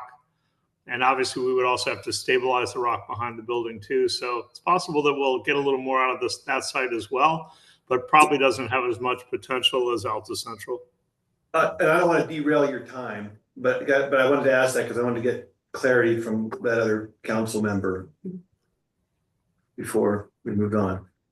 Carolyn, you have a comment? I did have one comment. I thought that when I've listened to Maury, that he says that, you know, that's not a site for the marshal's office because you need to be able to take those that you're serving directly from the road to access. So it doesn't seem like it's even an option to have it be repurposed. I know that's not probably ultimately your goal, Nate, but for me, that's like an important equation in here. It's a really good, it's a This good is the reminder only accessible because, site we own. right, what's This that? one we're in right now is the only accessible. That's site. right. That's right. That's Great site though for housing. Great site for town staff housing, the Alta Central site. And so you can house people in a non-avalanche safe place. Well, we refer to them as employee quarters because it's not actual housing. Sure, Right. well. Okay, And because it's interesting that the police, it has to be like totally safe for them, but then we're like, oh yeah, you guys go live there. Sorry, I'm not trying to derail anything. Yeah, mostly because it's grandfathered in and that's what mostly we do with it now. I'd say is probably the right answer there. Yeah. Any other questions on building assessment? Sounds like, I mean, we'll make the revisions to the draft with the cost that we will be getting. On the computer. And we'll reissue another version of the draft to Chris to send to the council, Chris and Jen. John, you made a good question or a good point though, and I want to speak to it just here briefly for the last few minutes. Are we, you know, you were saying, are we planning to just build new for the same size? And so that's part of the work we've been taking alongside the building assessments. And we're working to get a draft out to you guys by Thanksgiving of that work as well, which will be in their whole packet, hopefully. But so you can start to see here that here on the left, it's a breakdown with some functional groupings. Kind of percents of your total square footage that each of these items take up. Administration, that's mostly in town offices. Community services, that's mostly here in Alta Central. Third parties, that's your nonprofit offices for Friends of Alta and ACE. The marshals obviously have the biggest percentage of space and also square footage. That's what the inner circle means. Support spaces, these are things like storage rooms, things like that. And then building systems are things that you have to have that are building system dependent, like how big is your mechanical room, how big are your restrooms. Some of those things are building systems dependent or building code dependent. And so we're noting them here for you now, but really when we look at how big spaces need to be, those aren't things that we would solve until we were doing a design, really. Yeah, I think that, oh, I'm sorry, go ahead. So I want to just focus on, we did a kind of analysis of administration space, community services, marshal space, and then just support services. And so marshals, this is including their living quarters or the staff quarters, and other things like that. And overall, you can see across the board for admin, community services, and support spaces, you guys are really close to what we would think for a modern facilities you'd have in terms of space. The discrepancy really is with the marshals. And what comes to derive that number being it's 82% larger, it's about 3,000 additional square feet of core space, is future staff needs. As the marshals, talking with Mike Maury, the marshals are going to have additional staff that they'll bring on in the next 20 years or so, making sure they have a quarter space for them. But also looking at things like they don't have a training area. Well, that could be a multi-purpose room that's shared with the rest of the town. They don't have a place really for an armory to store weapons and gear. They don't have an interview room. So if they need to interview someone, they actually have to go down to Sandy. And that means that there's not a marshal here in town for X amount of time. So we've had a couple of conversations with Mike trying to make sure that we are getting and recommending what he needs of it. And it's bare bones to fit in with Alta. But it's things that will help the marshals serve at the level that I think is expected of the marshals and things that could be mandated by legislation from the state. And that we see it throughout all of the other towns that we are dealing with in police planning and things like this. You'll, like the mayor said previously, you'll find that we're all pretty well versed on all of those things. Yeah, So the marshal's office. John, does that kind of answer one of your questions about planning for just future or just where we have versus planning for what you might need? Yeah, I mean, I think this is an interesting chart. I think, the Marshall's space need is important, but maybe one of the background issues that maybe we haven't apprised you of or got you drinking the Kool-Aid is our chronic need for more staff housing and the, significant obstacles we're having in terms of attracting people to work for the town of Alta with no housing to offer them. So I'm going to suggest that I think the actual current versus needs is probably bigger than just the 3,000 feet, because there's this whole staff housing issue that's kind of circulating in the background above us. So we might want to consider adding something in this chart for additional housing, or measure the amount of housing we have and what we'd like it to be, or something like that. Yeah, we can break that out for the marshals. And just to clarify, are you talking for the marshals or for all city staff or town staff? Well, honestly, we prioritize the marshals because it's a critical need and it's a life safety. But Roger, I don't know, Dan, to me, having more staff housing for people other than the marshal's office is a pretty high priority list. Indeed. I mean, it would be terrific if we could do that. I don't know how we put that in, but that's that's a challenge. Yeah, we haven't talked about this quite that way before, and I think we should, because I think it's an appropriate thing for this town to consider housing, much like the ski lift company does. Yeah. And Snowbird does for their people, because of what we need them to do on site. We should talk about that some more. I'm hitting on this. This is a really. I'm gonna let you guys know a little bit about housing and what happens with housing, especially with the ski area. So you can build it, and we can have, you can allocate space and funds to it, but it's not always going to be needed every single year. It's going to ebb and flow depending on the staff that you hire. So you have to consider that if we are going to spend money and use some of our space to build housing, some of our staff, we might have years where nobody wants to use it. So it's like, we just have to rank it on need compared to other needs. I'm not saying it's not a need. I am just saying that some years you don't fill housing and some years you do. And we just need to decide if we're going to have something sit empty. Like if we build an apartment, let's say a 2-bedroom apartment for a possible staff with housing and like a family, what are you going to do if we have no employees that are interested in that because their stuff is all in the valley? So it's just kind of just weighing all of that in a little bit. So I add one thing. I think that's really valuable to add to that. What I see in that, though, there's an efficiency in building capacity when we're going ahead to build a building around that as a high probability of use. And when it's not used, I don't think we'll ever suffer from lack of a need to use space up here if we built it. I think it just sounds like good strategic building planning. If we build it, they will come. So I want to point out that I think the last time we talked a lot about housing as something we could provide with our facilities, it was when Sheridan was on the council. I don't think we've really taken up that conversation in the meantime.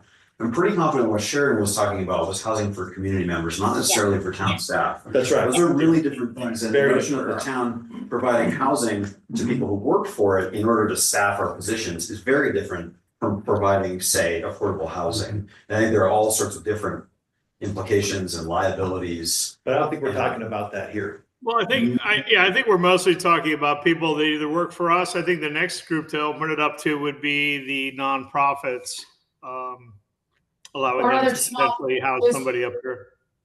There are other small businesses in the community that need housing as well. I would just say, we've talked about, like when Sheridan was on the council, we did talk about, affordable housing up here with the town again, whether it's staffing or you're putting it, we have to decide, do we want to become landlords? Do we want to manage that kind of thing? It's one thing to have beds, for people to stay tonight and during interlodge, or for the marshals to kind of like use different rooms, but it's a totally different thing if you're going to start taking rent out of payroll, or you're going to start collecting rent, or if we're going to start diving into affordable housing. So I feel like this is a way bigger conversation than what we're trying to talk about right now. And we probably do need to have that conversation. But it is something like we just need to decide. There are legal implications that can happen with you becoming a landlord or dealing with stuff. So we just need to have that conversation. And I think we might need more time for that than this council meeting. I don't think that's necessarily the point of this exercise, to get input on all the potential future needs that the town council. Right, can't do it in 15 We're minutes. trying to focus on the condition of facilities and what that, how that informs our priorities about moving forward. And then we can move on to whatever the additional needs are. Yeah. Right. Okay. I think we just wanted to get on the list here, the potential of wanting to increase our staff housing from the, what is it, 6 or 7 apartments that, or 6 or 7 rooms that the Alta Central uses now.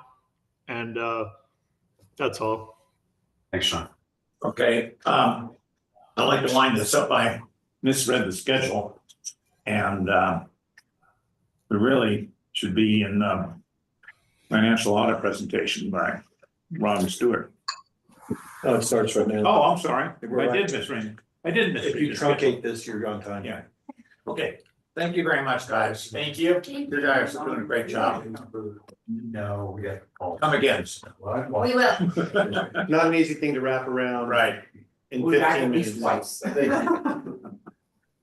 Yeah, thank you. Focus Carlton, that's a good chance. Okay, where is Ron Stewart? We have Steve Rowley with us, who helped in the preparation of the audit. Ron was jumping between meetings, but he did tell me he would be here at 4:30, but it seems like we're waiting, so I'm just trying to figure out how to adjust the agenda real quick while we wait for Ron. Let's see who else we have in the meeting. No, because he's with the group and I don't think the rest of the group is here either, because it's a little early. Is Mike Long with us? Would you wanna jump maybe and we could get? If Mike Long is with us, yeah, let's hear. That might be helpful. Let's get an update. We got some snow. Put you on the spot, Mike. Can you see me and hear me? Yes. Yeah. Good to see you. Good to see you. It's actually looking a little bit like a ski area around here. There's some snow on there. Kind of And the tracks on the hill too, I might add. There are a few people on the hill. Yes, quite a few that are there. So just a couple updates. The ski area, things pan out well with the next 2 storms and temperatures. Our target opening day still remains the 22nd, Friday the 22nd. Between now and then, we will close the mountain to uphill traffic Sunday morning, the 17th. We are closing now. The next 3 days will be closed till now and Sunday. We will close the mountain to uphill traffic in the evenings, starting at 3 p.m. tomorrow, and it'll be closed till 6 the following morning, so that our crews can be out on the hill at night and start doing some grooming and moving some things around and move guns around and all those types of things. Depending on the snow and how snowmaking goes and what Mother Nature does, our target first is to have a Collins Lift opening with a round the world skiing, and then we'll build from that. And we, as of right now, none of that is ready, but we're continuing to work on that, and we're hoping that when we get to a week from tomorrow that we'll be ready to go. All of our lifts have been passed their inspection. The new conveyors are ready to go over on the Albion side. We need a little snow around them before they could be used, but they're ready to go. The parking reservations will start on Friday, December 13th. And so between now and then, there are no reservations, but they'll start at that point in time and then go all weekend and holiday periods going forward. And that's what we're continuing to work on with Representative Benyon on the traction law. It's they're doing a little research and looking at what other states do and so forth right now, but that seems to be on track. The ski area has had their annual meeting with the governor last night, and we talked about the traction law a little bit to the governor. He seemed in favor of that, and so we'll see if we have his, I think we have his support going forward too. On that, in that regard, it's there. And that's kind of the update from the ski area, unless you have some questions, specific questions.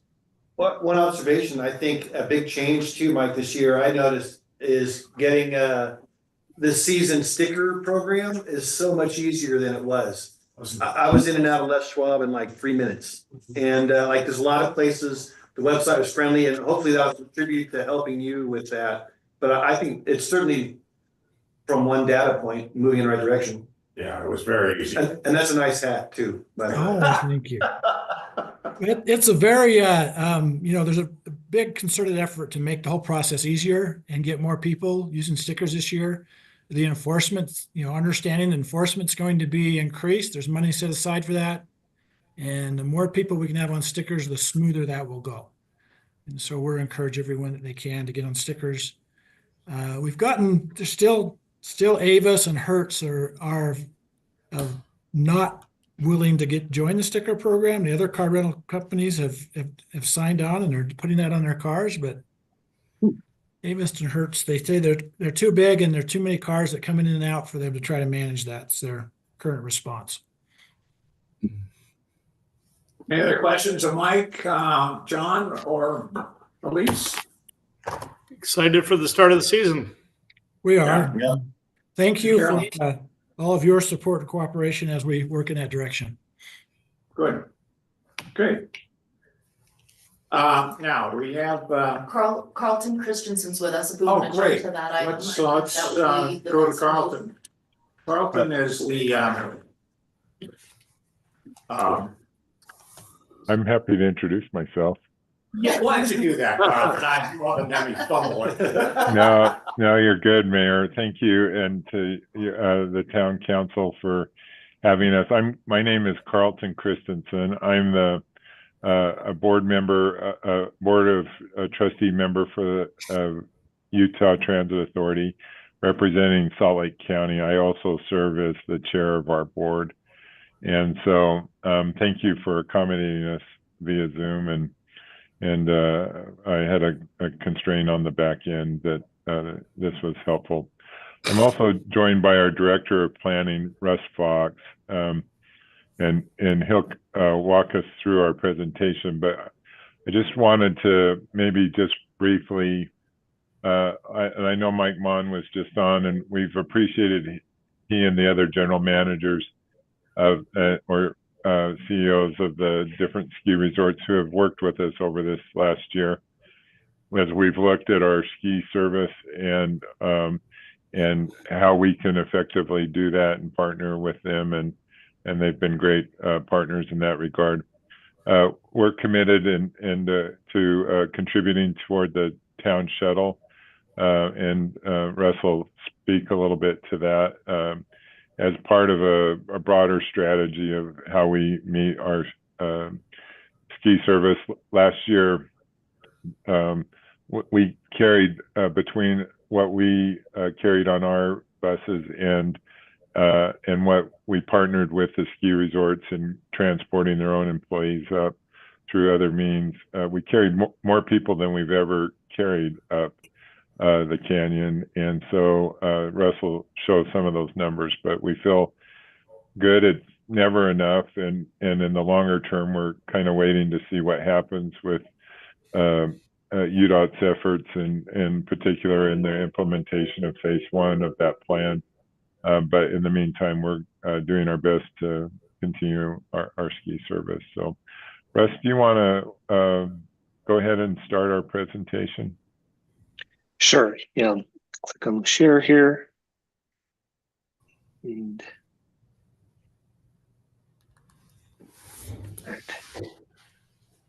yeah, thanks for the opportunity to go through this with you all. Let's do this real quick.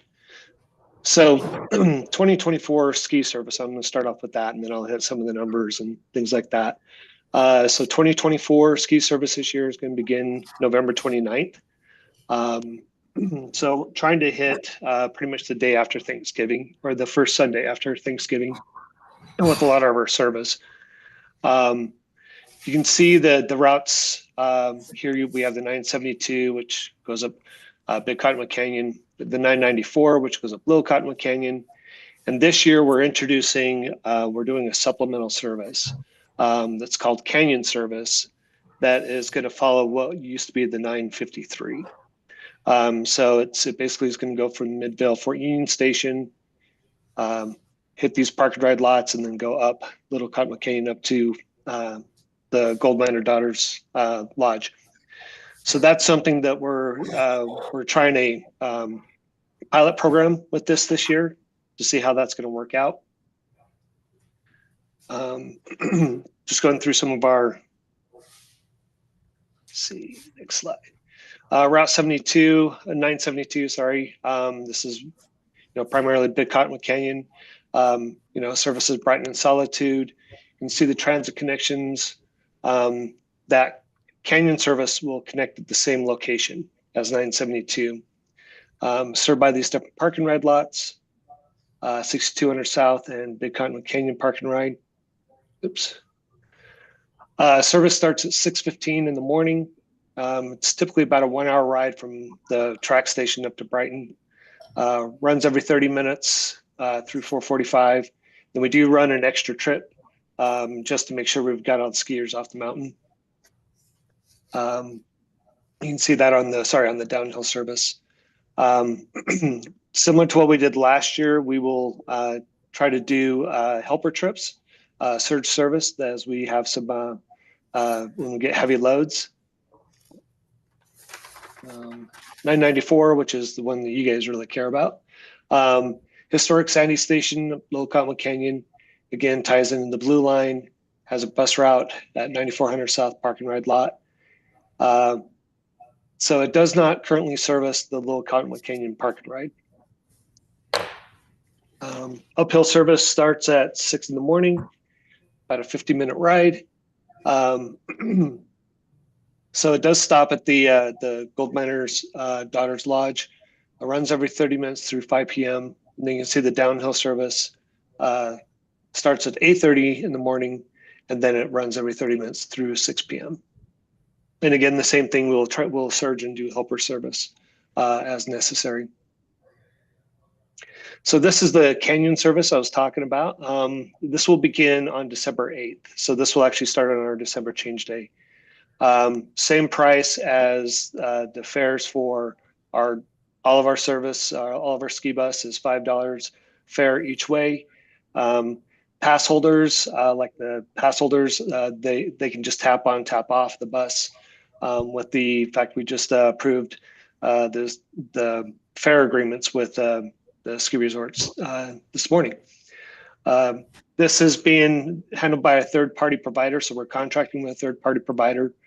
The buses will be wrapped to identify as a UTA bus, as UTA service. This is not the Cottonwood Connect, so there's no reservations required or anything like that. It's going to operate the same. It's going to use the same ski bus stops and park and ride lots that our regular bus uses. Just a little bit of information on this. Will start at, so there's two pieces to it. It's got a surge in the morning and then in the evening. The first part, it will start at the Midvale Fort Union Station that tracks at 6 o'clock in the morning. That will run until about 8:30 in the morning. And then you have regular 30-minute service throughout the day for the basically Canyon Service 2. And that will run from 6200 South Wasatch Park and Ride lot, and then go up to the Gold Miners Daughters Lodge. And then it will start surging again in the evening from 5 o'clock to about 7:30. Our ski season. So this is the numbers that Carlton was talking about. You can see here's a comparison from last year, or from 2 years ago, 2022-2023 season. We had about 309,000 people that we had on our bus boardings. And last year we exceeded that, 338,882. And then, so it was a pretty good year for us, getting a lot of people up and down the canyons. So now just open up for any questions you might have. from a user standpoint, the Canyon service is indistinguishable from a UTA service, right? It'll look slightly different, but it will have UTA logo on it. So just show it's yeah, so it'll, because we'll still have our red and, you know, our red, white, and blue buses. So it's going to have a slightly different wrap, but it will be try to be indicated as much with this wrap that it is a UTA bus. And transfer from tracks to this would be just as seamless. Yes. Okay, good. The Effectively, it's another UTA bus. Correct. Yeah, it's just we're trying to supplement and help our service. Got it. Russ, two quick questions. One, how are you faring with bus driver acquisition and retention? Is that an issue for you guys this year? Our understanding, some of us up here, is that was a challenge previously and recently. I can speak to that if you want, Russ. Yeah. Yeah, go ahead. Right now, we're actually a little over 100% of our hiring allocation. We've taken a number of steps, particularly for the beginning employment situation for new hires, and that has made a big difference. We are planning to add some service in April of 2025, so having those extra drivers will be advantageous for that new service. And one of the reasons we haven't slowed down, which is one of the reasons we haven't slowed down that hiring process. Having said that, that will also allow us to run some of that surge or extra service during peak times that Russ mentioned, and that was quite helpful for us last year.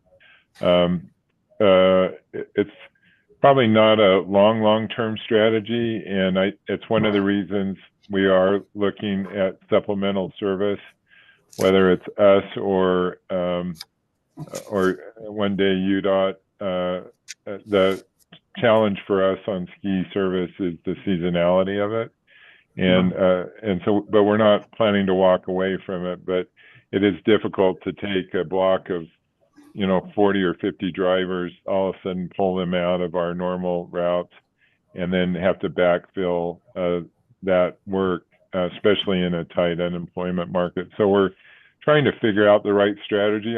I'm confident with this additional service that we've contracted with, it'll help inform that.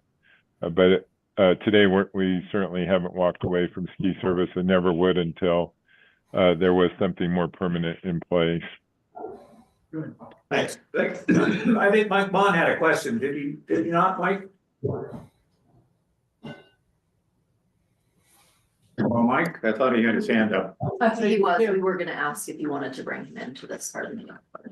Oh. I Yes. do have a question. Okay.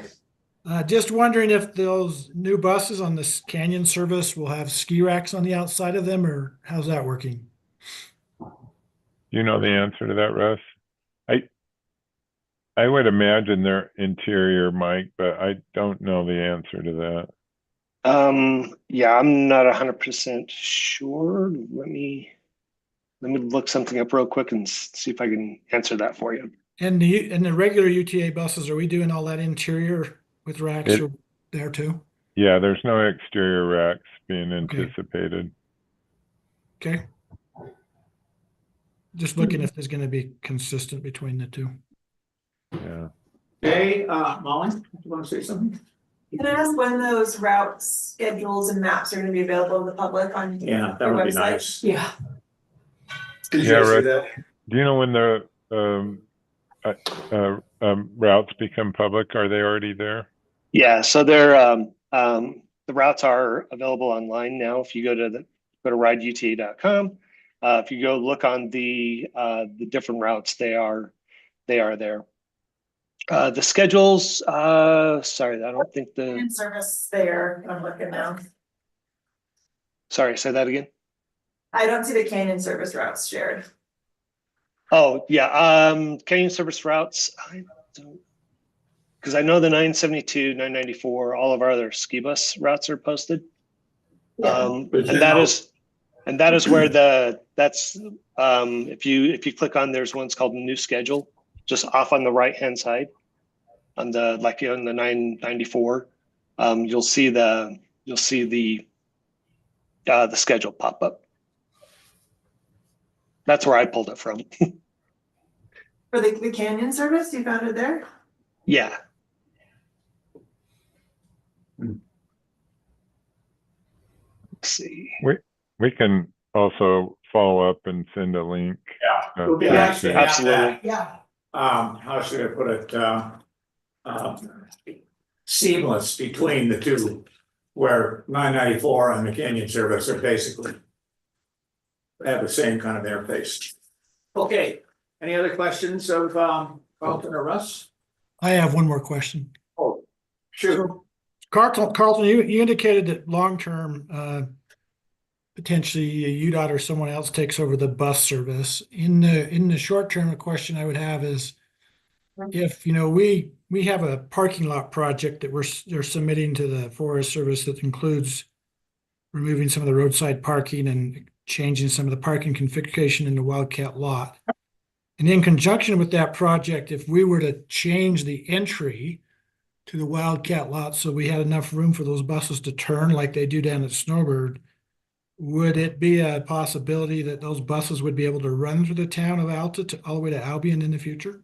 We'd have to turn to our operational folks to answer that question, Mike. I don't know that either Russ or I would know that answer, but we'd certainly be happy to have that conversation with you. Good. Okay. Okay. Excuse me, Mike. No, thank you. Yeah, I'd like to have that conversation if we could down the road. Indeed. I want to say that there's been a great deal of interest in this, what are you now calling the Canyon route, by many people. So I'm glad you're getting it in place. Yes.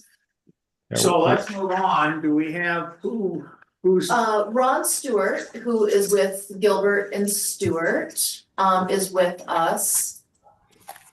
I'll just quickly introduce Ron. Ron's been, his team's been doing our audit. This is the 5th year now. And then Steve Rowley, I believe, is also with us, and I think is here. I guess we can just only see so many names at the top. And Steve Rowley helps prepare the financial statement as well. And so I guess I'll hand the floor over to Ron and just say that his team is always great to work with. And we appreciate what they do for us. Great. Thank you. Hey, can everybody hear me okay? Yes. Great. Okay, well, we were contracted to do the audit for your town for the last fiscal year. What I'd like to do is just really quickly kind of talk about what our procedures are, the conclusions that we came to, and how we came to those conclusions. So for your town, there are 3 areas that we look at. We want to look at to make sure the financial statements are materially correct and they meet accounting standards. We want to make sure that internal controls are designed, implemented, and effectively working. And we want to make sure that we are in compliance with the state law based on the areas that we looked at during this. So the first thing is our opinion. Our opinion says we have audited, let's see, in our opinion, the financial statements referred to above present fairly in all material respects, respective financial position of the governmental activities, business type activities, each major fund, and the aggregate remaining fund information of the town of Alta as of June 30th, 2024, and the respective changes in position, in financial position, and where applicable cash flows thereof for the year then ended in accordance with accounting principles generally accepted in the United States of America. So that is our opinion. That's an unmodified opinion and the best opinion that you can receive. So just quickly, I'll go through kind of the procedures that we go through and how we came to that conclusion. We take the trial balance or the numbers of your town, and then we make sure that those numbers balance, that they're clerically accurate, and then we perform a whole number of tests on those balances to make sure that we can feel comfortable that they do meet accounting standards and are materially correct. The way we do that is we send out confirmations. So we'll send a confirmation to a third party to make sure that what we're showing as a balance matches what they show. We send those confirmations to for cash, property taxes, sales tax, sales and use taxes, Class C road, URS pension obligations, the things. In addition, we also send we review a significant number of invoices. At the beginning of the audit, we'll pull a sample of invoices just to make sure that, get a feel of how the town is doing. We'll make sure that the check matches the invoice is posted in the proper period, posted to the right GL account. It gives us a good sense of how the town is doing.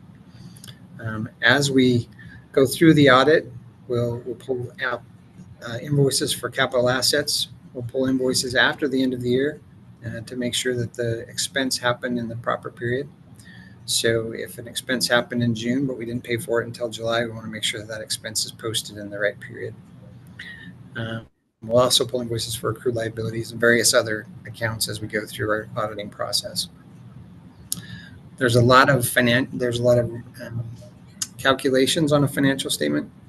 And so part of our process is to go through and recalculate those balances to make sure that they're correct and they meet accounting standards.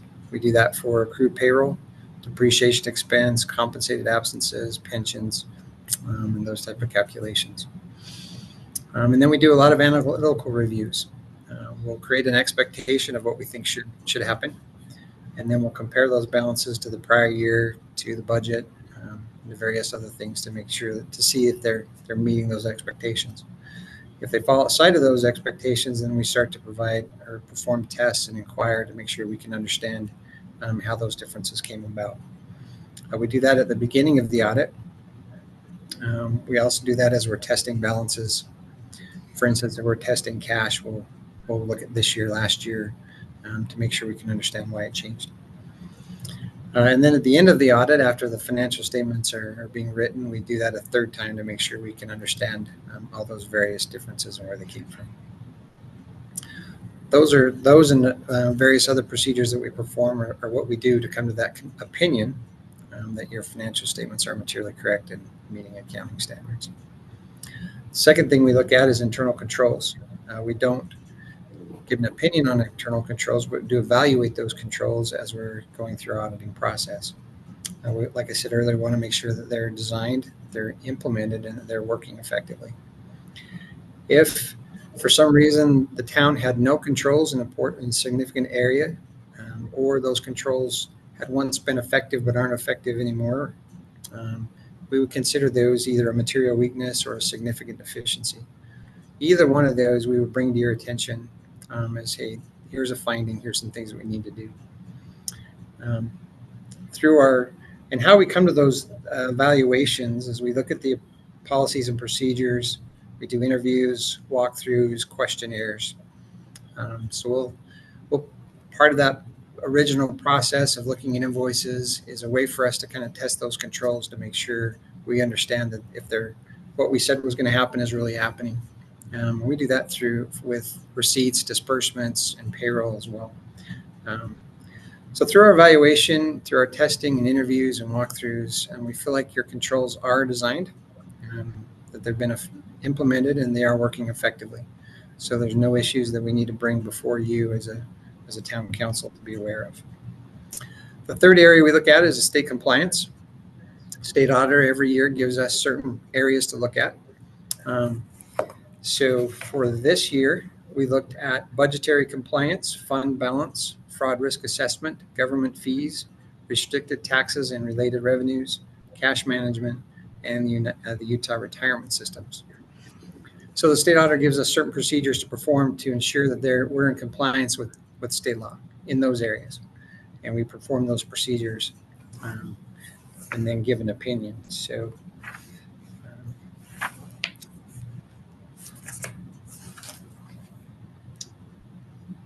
so our opinion in those are that you are in compliance with state law in those areas that we looked at.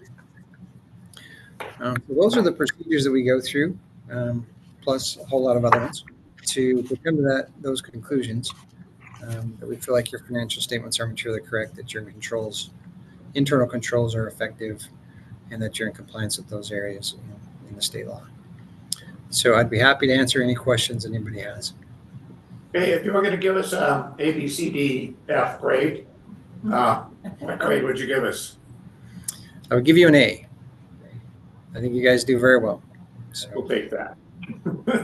Yeah, those who do it, which isn't us on this side of the No, table. Yeah, I was just gonna say. It's a great job by you Yeah, guys. That's a great The job. A goes to them. That's awesome. Led by you. Okay, any other questions or comments? John, you want to say something? Yeah, I have a short comment. I read the audit and the statement, and I thought they were well done. And I also would say, congratulations. Our net position changed positively by about $1.5 million, and that's just great. That's just good news. And keep up the good work there in the clerk's office. And yeah, I thought the audit was super clean, and the financial result was pretty good. Okay, anything else from? Okay, Steve, were you going to make some comments on this? I think it's the next item. Oh, is it a different item? Yeah, It is. yeah, it is. Item 5. Seems, They're very closely related. Yeah, I But thought there's a presentation on the audit, and then there's the council's approval of it or whatever. So if I could just say one thing really quick before I close. sure. An audit requires a lot of documentation, a lot of documents, a lot of questions being asked. And I just want to shout out the staff. They do a great job of providing the information we need in a timely manner. You can always tell how well somebody's doing if they know the answer to the questions you ask and you provide the documentation, and they do a great job. So you guys are in good hands. I just wanted to let them know that. Thanks. That is not a shocking No. piece of information to share, but we really appreciate it from the outside, Ron. Right. Thanks. We only knew that, we knew it, but it's nice to have it confirmed. Yeah. Okay, thank you, Ron. So now let's go to Steve.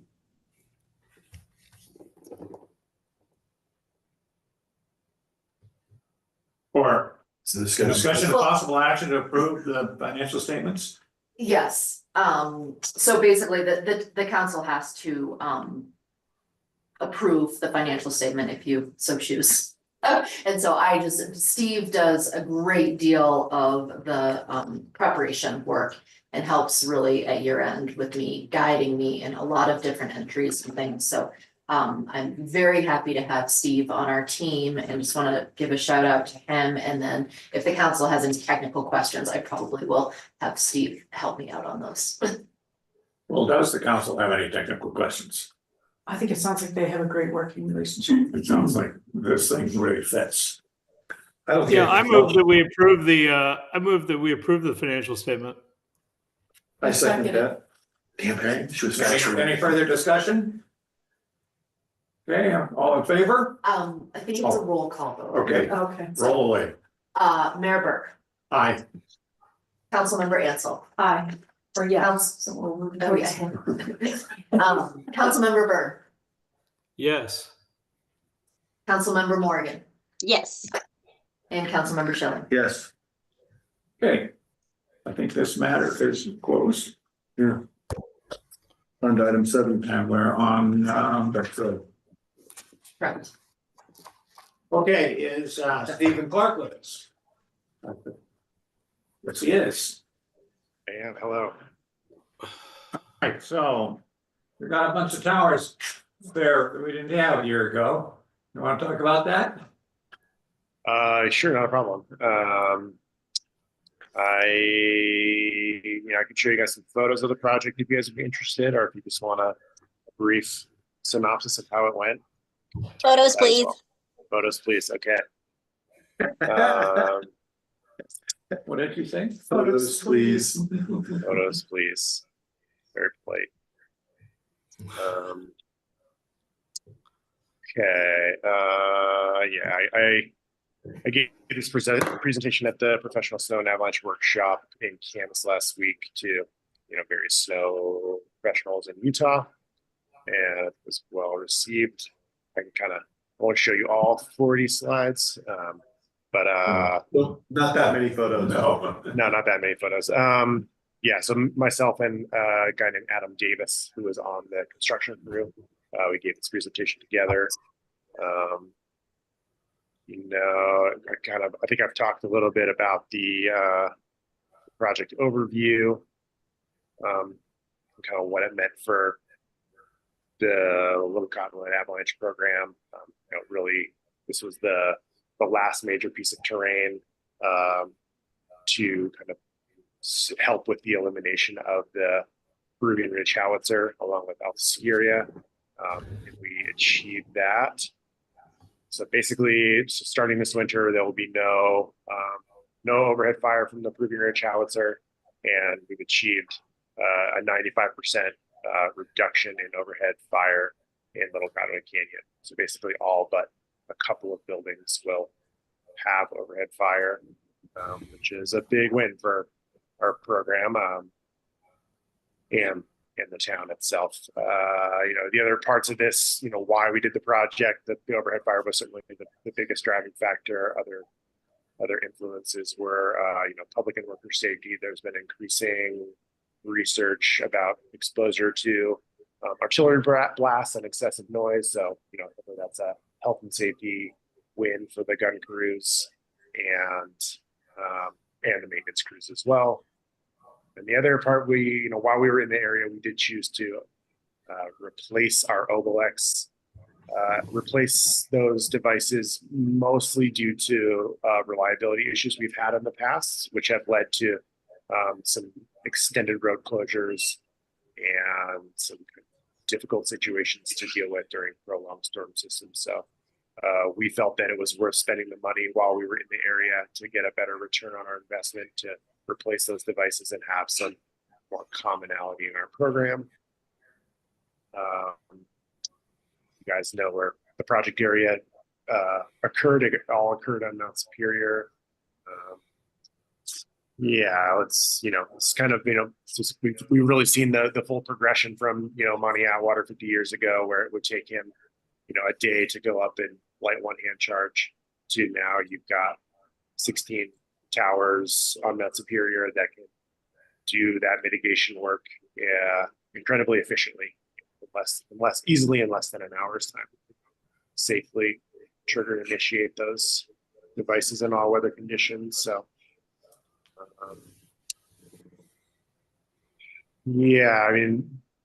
kind of can spin through some of these. A really difficult part of the project was the initial planning phase of just really picking where we're going to put those towers.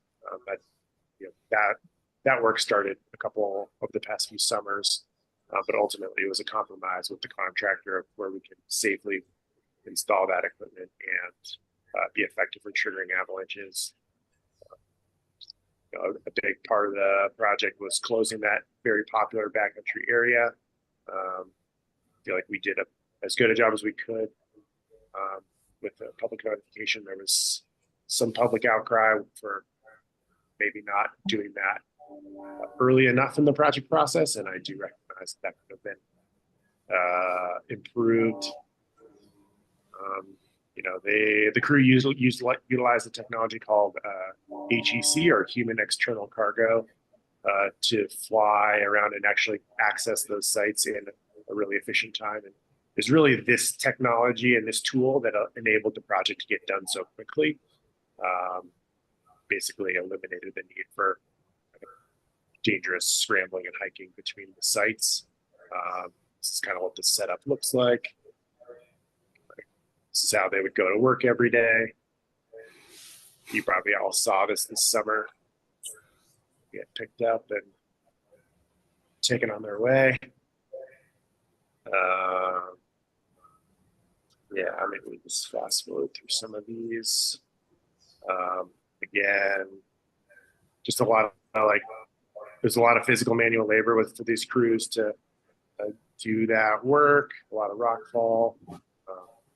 That's kind of what before the drilling started, that's what a site looked like. It was about a 8 foot by 8 foot area that they have, kind of flat area that they ended up having to clear to start the drilling equipment.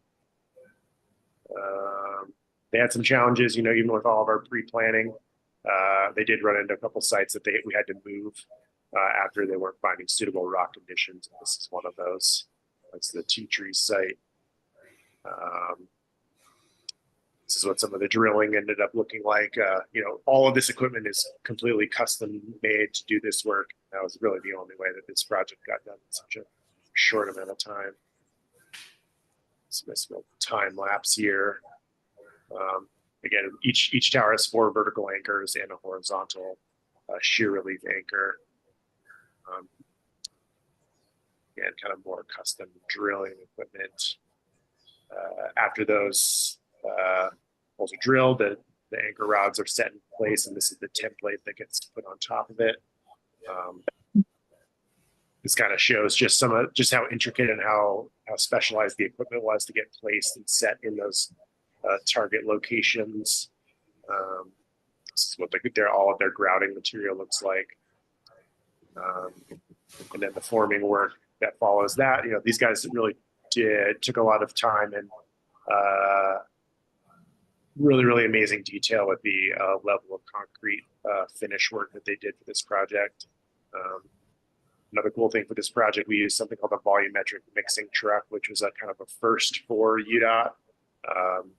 This allowed that concrete just to be just the right density and viscosity for working at 11,000 feet. As more helicopter noise. This is kind of what it looks like when those concrete buckets get flown into place.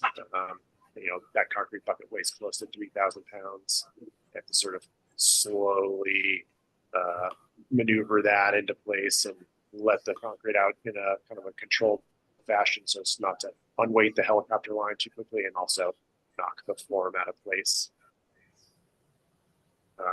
And all this happens in 15, 20 minutes immediately. As the heli leaves, they're vibrating the concrete and doing the finish work. This is what the finished forms look like. Again, they did really incredibly detailed concrete finish work and doing it in a very tough environment.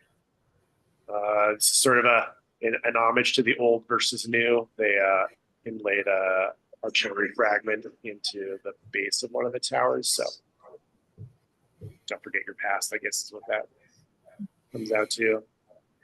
It's kind of an intricate delivery and assembly process for those crews. Towers. This day, when they did the tower setting, it was in 2 hours of flying with 2 helicopters, this Black Hawk, which had to come in from California, and another helicopter, they were just able to set all 16 towers in just over 2 hours. So it was a pretty amazing level of coordination and efficiency that happened that morning. Probably cost close to $50,000 for just that couple hours of work that day. This is just some interesting statistics from the project. It actually ended up being closer to 5.4 million for the whole project.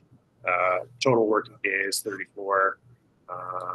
Some other numbers there. I thought that they drilled almost a 1/4 mile of rock to do all that work.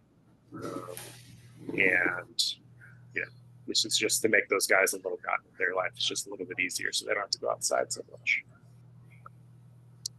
And this is the crew. These guys did a lot of really great work.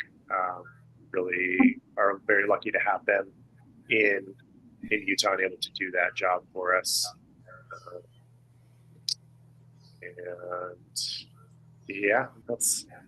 That's the quick and dirty version. Wonderful version.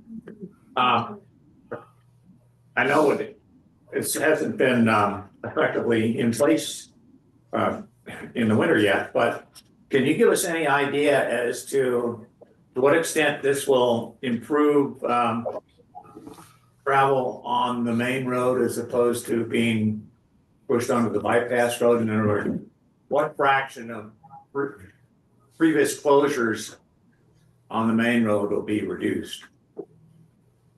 So I think what we've learned with whenever we introduce one of these systems is that you really do need to take that process fairly slow. This is such an effective piece of mitigation. The explosive is quite large. So we really are going to kind of tread into that slowly, I would say, and really try and see how this equipment works in that terrain.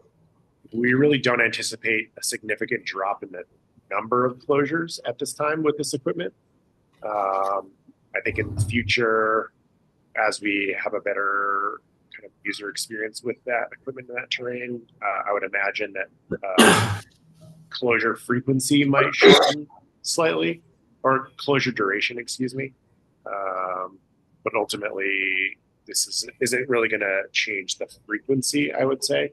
We are doing some other work down in that part of the canyon that might help with that frequency, would help with some of our forecasting efforts. But that's what I can say to that. Great. Other questions? I'm gonna miss the gentle whistle of a cent 105 HEDP. I gotta tell you, overhead. It was a great sound in the morning. Well, you can always just go down to Snowbird. Yeah, go to the You'll just faintly hear them in the distance. Great report, thanks. Yeah, indeed. Thank you. John, Elise? No, thank you. Good report. Nothing for me, thanks. You got your pictures. Yeah. All right, this is terrific. Glad it all got in and we're ready to roll. Okay. 34 days too. It got in, and it was amazing how little time it took to do all this work this summer. It's awesome. Yeah, and amazing. Those guys, that crew is just so impressive. Yeah. I spent a day with them one day the year before, and it was just, I did a blog on them, and it was just impressive to watch those guys work. Yeah. Interesting commute style. Good old West. yeah, I mean, there was a couple things I think that was a big success. It looks, that HEC technique looks more risky than just landing, but after having watched them do some other days with a smaller helicopter just to try and land, it made a lot of sense. Yeah, and I guess I would also say I think I've also received some good feedback from various town community members on some of the noise issues that we've had with these projects in the past. I would say probably one of the bigger reasons for that success was the helicopter getting left there overnight, and they really didn't. And the pilot was driving up in the morning and really wasn't turning on until closer to 8 in the morning. I thought that was big for the community. I don't know how you want to deal with that in the future, but it seemed to work pretty well. I would also say really having an active presence, understanding what events are going on in the canyon, that also helped. I mean, we were in direct contact with the various lodges and really did our best to kind of like dedicate a person to kind of managing that schedule. Because I think if you leave it up to the construction crews, they're kind of focused on other tasks. So I also think that was a success of the project, and hopefully that various lodges in the canyon felt that was helpful. What a great job. Yeah, you were guys. incredibly Great job, respectful. man. I do think that leaving the helicopter there was like key. Because otherwise, it delays your start, having them, commute to work. So it was really lovely that the helicopter was there. And the time was a little bit later, and it was much quieter just to go around. Yeah, we appreciate your consideration to our community Yeah, great. environment. You know what? The moose were back. And it's been the first time in years. There were 2 different moms and babies, because there was one that was collared and one that wasn't collared, and I saw them multiple times this summer. And that's the first time I've seen them in years. So I don't know if it's all just the helicopter, but there's definitely the girls are back. That's a good sign. A wonderful sign. I'm a fan of that insertion message too, by the way. Yeah, I Shall thought we it was great. So we move on to the water and master sewer plan update from Anson, Allen and Luce. Or Chris, what's? Yeah, I just give a brief introduction. So, one of the goals of our project of the water and sewer master plan project is to find ways to improve fire flows in the town of Alta water system. And Hanson, Allen and Luce are consultants on the project. Delmas Johnson is on the call from Hanson, Allen, Luce. Delmas and his team, Katie Martin from Surrey and various personnel from UFA, including our area fire marshal, Sean Peterson, and Chief Jay Torgerson, who is here at the meeting as well. I had a meeting, I think about 6 weeks ago now, to talk about ways to determine what our fire flow target ought to be. I think we could, with enough money and time and materials, we could, essentially whatever fire flows we wanted to, but of course, there are constraints to our reality here at the town in Alta. And so anyways, the engineers and UFA have had some really nice coordination. The product of which is contained in that memo the council received with the recommendation that UFA has reviewed and to some extent, consented to or approved. So I didn't necessarily have a plan for who would start first, but I guess it makes sense to me to introduce John from UFA. And I don't know if John, you want to just come up and say hi and talk about your perspective on fire flows and fire prevention out there. Hi, good to meet all of you. Sean Peterson, the fire marshal for this area with Unified Fire Authority. Been over your area for pushing 3 years, like closer to 4 now. So it is a pleasure to get to meet all of you for this occasion. So yeah, thanks.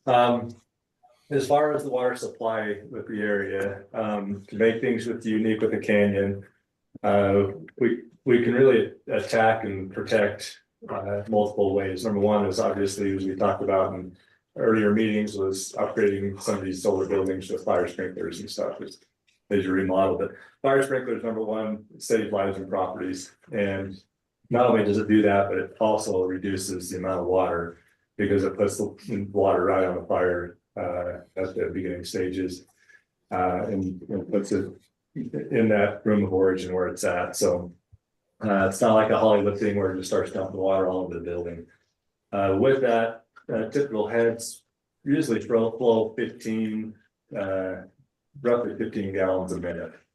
So that is compared to anywhere from 150 to 300 gallon nozzle that a firefighter is shooting through either the window or down the hall and progressing to the origin of fire, which can end up throwing a lot of water. You're 150 to 300 gallons for a matter of 10-15 minutes is a lot of water on that. But talking with or looking and going over the diagram with what the analysis has been, we've got the flows roughly that you're going to try to get 2,000 gallons a minute to every hydrant.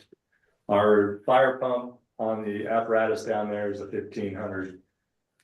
It's page 1. For the most part, is where most of our engines are, the 1,500 gallons per minute pumpers.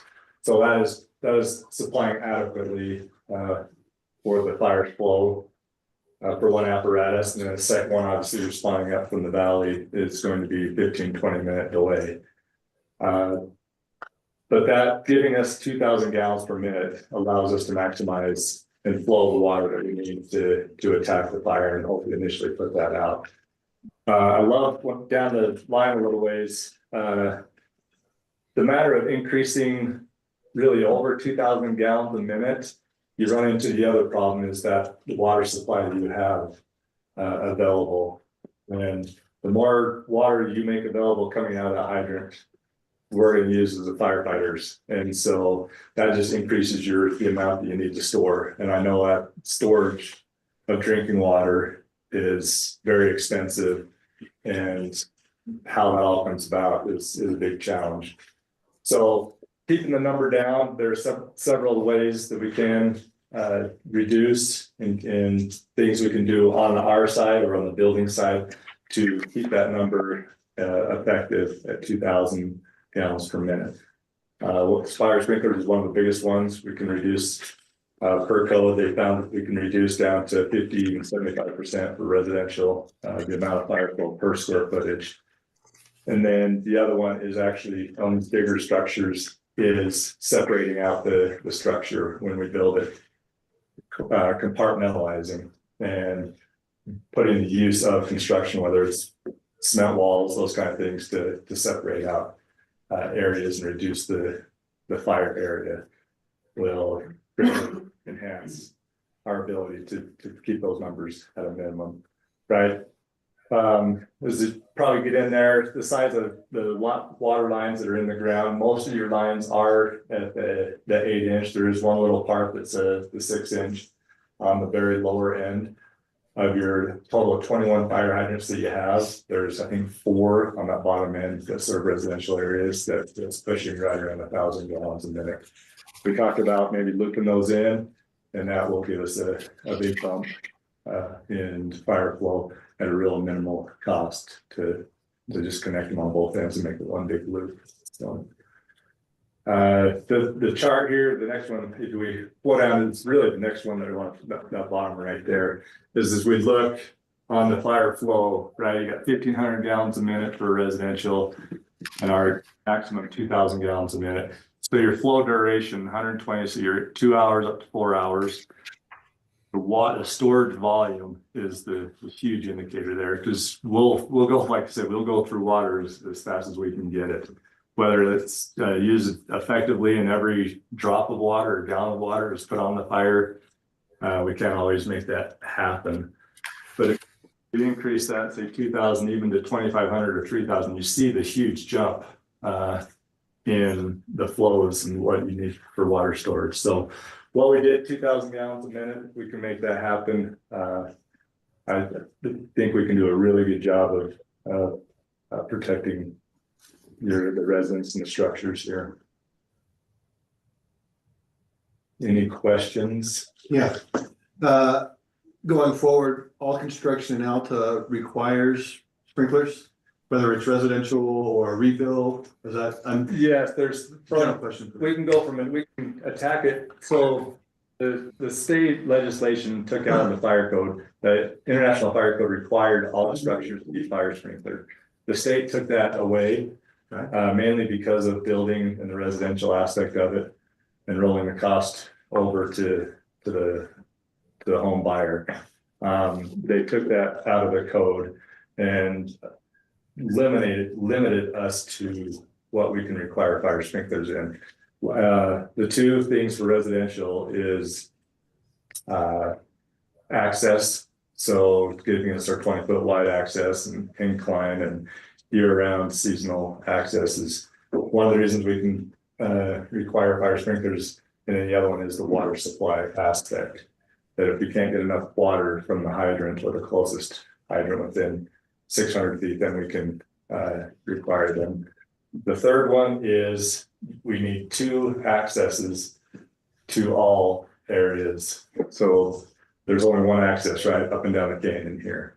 So once you go to the 30 residential mark, then it's required per code to fire sprinkler. So ultimately with the single access, we as the fire department have the ability to require. So the answer is yes. Yeah. Okay, I just want to make sure. I was tracking, but I just want Yeah. to make sure it was yes. All right. I want to make that clear because the fire department, we've been really put on the edge with legislation to not have to require individuals to put fire sprinklers in. Yeah, big time. Thanks. Okay, no other questions? I would just say that I appreciated the detail of the discussion on the required flows, and thanks for having patience with us and our desire to understand that. I think adjusting it down to 2,000 from 2,500, I'm pretty comfortable with that. I'm glad to see, though, you stay into your guns and not letting it go below that. We want to, in the end, make sure we have a system that's resilient and capable of putting out longer duration events. But we appreciate this work. It was really good. Yeah, no, I mean, and you guys have had some pretty significant fires up there, right? Yep. That's kind of the nature of the beast is the ones that we've had are bigger structures, multifamily type stuff. So, which really require a lot of water and early attack on it. So I appreciate you guys working with being able to try to make that 2,000 really the general idea of all the way everywhere around in your guys' service areas. So we appreciate the ability to serve you and protect and save lives. I mean, I think it's notable, those fires didn't spread. They were good sized fires, but Especially that one was multi-dwelling, dwelling in the Village Sugar Plum. yeah. That thing had high potential and you guys crushed it. Yeah, I mean, ultimately, we tried, our number one goal is to get right to the victims, if there's anywhere right into it. And the next thing is obviously protecting exposures and trying to keep that fire contained to that specific area. Because the exposures, once it gets bigger, it's hard to throw that much more water at. So it's our big agenda is protecting. Thanks. Okay. Yeah, it was really two fires of that nature, right? Because before Sugar Plum, there was the Hellgate fire. Yeah. Yeah. Which is another sort of multifamily structure. Chris? We do have Dallas Johnson from Hanson Allen Luce here. I think we got what we needed essentially out of the way. But Dallas, I don't know if there's anything you want to add about the technical work you guys have done or just the project in general.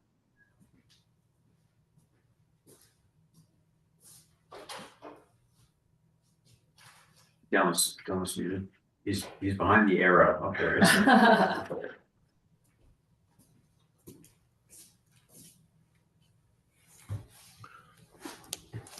We're muted, but we can't hear you. Is he frozen? No. No. It's definitely in with me. And God. Dallas, Steve, can you hear me? I feel like you can. Yeah.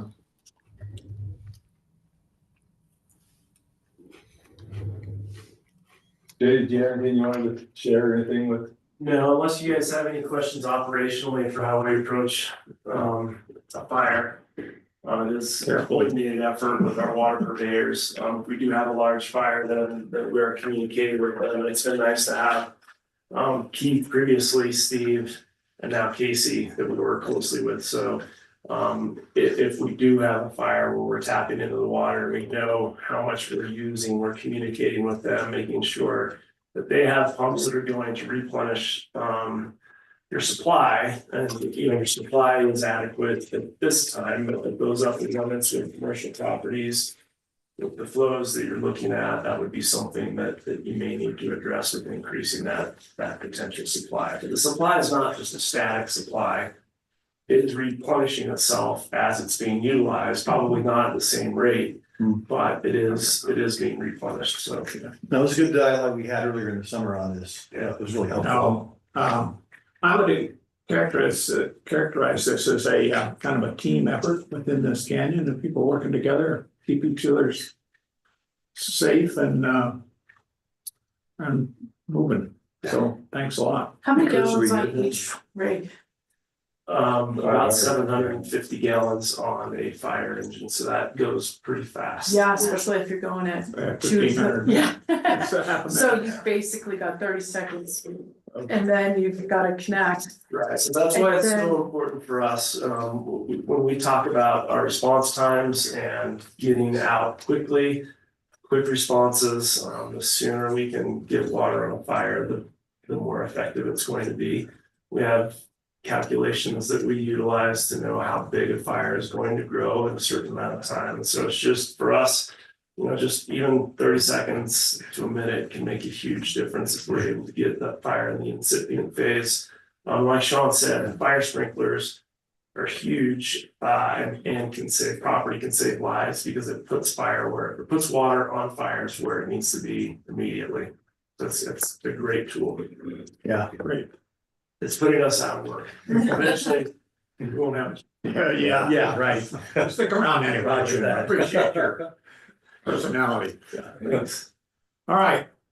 I don't know if you were able to get I don't contact think with them. so. I don't think so. I think we're done. They did great work. Yeah.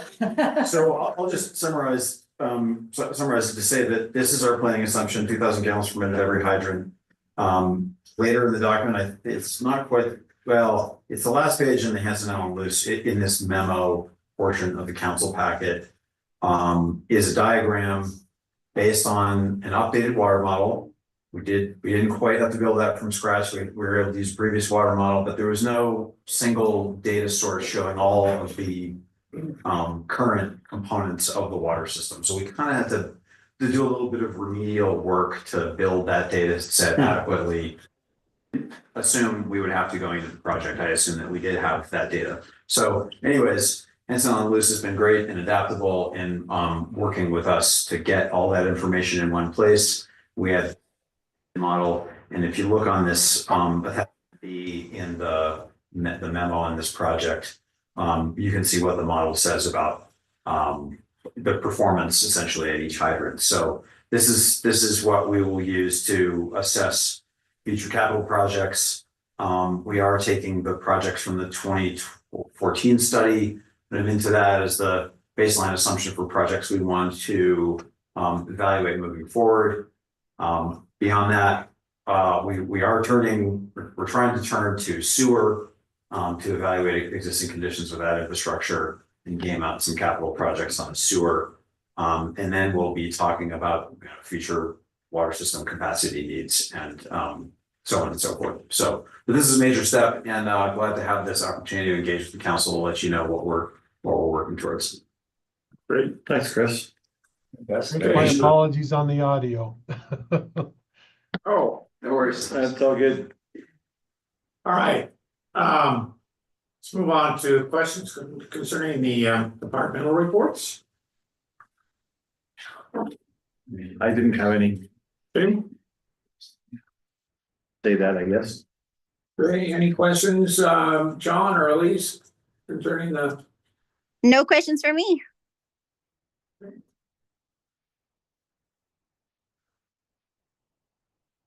I'm still looking. Carolyn, you have anything? I think he's reading, I think he's looking through stuff. Yeah. No, I think he's just reviewing stuff. He's talking. John, you okay with questions regarding the departmental reports? Yeah, was I talking to myself there? Yes, you were. I thought that the staff reports were just fine this month, and the minutes were quite good, and Chris's report was also good. So yeah, everything looked good to me. Okay, in that case, I'd like to call for approval of the October 9th town council meeting minutes and November staff and finance reports. Do we may make a motion? Okay, John moved. Elise second. Any discussion? All in favor? Yes. Yes. Yes. Motion is approved. All right, the mayor's report. We haven't had a mayor's report for the last 2 months. So we're gonna have one today. I observed that on Monday was the 11th day of the 11th month. And in my youth, it was called Armistice Day, and now it's called Veterans Day. And it reminds us to recognize those who serve in the armed forces in our country. And there are at least 2 in this room who did, Mike and Dan, and there may be others that I don't know about. Nobody? Okay. The phrase, "thank you for your service," has become trite, but a reminder that serving in the military is a tough job, pays poorly, and is a benefit of the greater community is is to be honored. So, thanks. Well done. Tough job, pays poorly. It's kind of like being on the town council. It's nice to get to spend your holidays apart from your family too, which is. Yeah, that's true. Okay, there was, if you didn't notice, there was an election last week. And the results of note for us is that Galen Bennion, who addressed this group last month, was reelected. She represents this area in our state house, and I think we could consider her a real friend of our community. And the same applies to the county mayor, Jenny Wilson. She was reelected, and she's a real friend of us too. There was a bond to produce a better correction facility that unfortunately did not make it. Our Senator Kirk Colomar was reelected and now has a more senior position in the Utah Senate, and I'd like to get him to come see us one of these days too, like we did Galen. Talked about the restoration of the 953 route. The Central Wasatch Commission held an all-day retreat on November 1st, rather, and the most emphasis was on establishing the PDF. Was establishing the Central Wasatch National Recreation and Conservation Area, which is all of that blue. That is really huge. You scroll it up a little bit more, and so you can see where the town of Alta is in that, which is right there.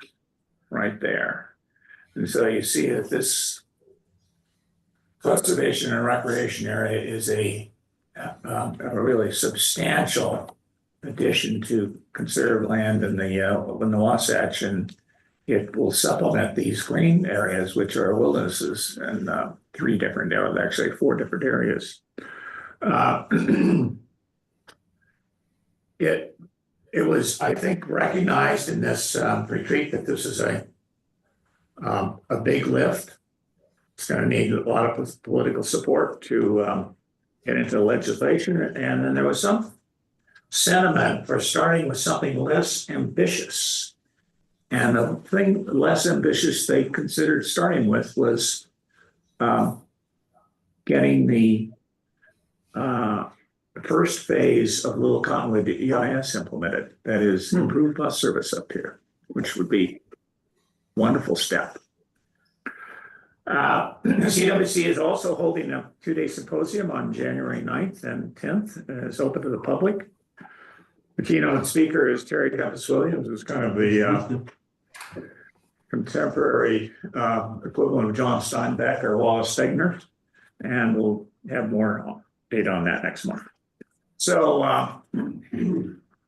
having missed 2 months of astronomy report, and you're going to miss another one, I will briefly point out that last month, the people of the Earth launched a mission called the Europa Clipper, and the previous one, it's to go to the moon of Jupiter, and this is a picture of Jupiter, and it's 4 major moons, which you can actually see with a pair of 7-power binoculars. Just look at Jupiter that way, and you'll see these little spots, and every night they'll change positions. Yeah, right. Jupiter's right up there. So I had all sorts of juicy things to say about this at the last town council, but the kind of had to pass because of the short schedule, and meanwhile the press kind of stole most of my lines. But there are 2 features of this is kind of interesting. One is that this, despite the fact that these things are 5 times further than the sun than we are, there's liquid water there. How does that happen?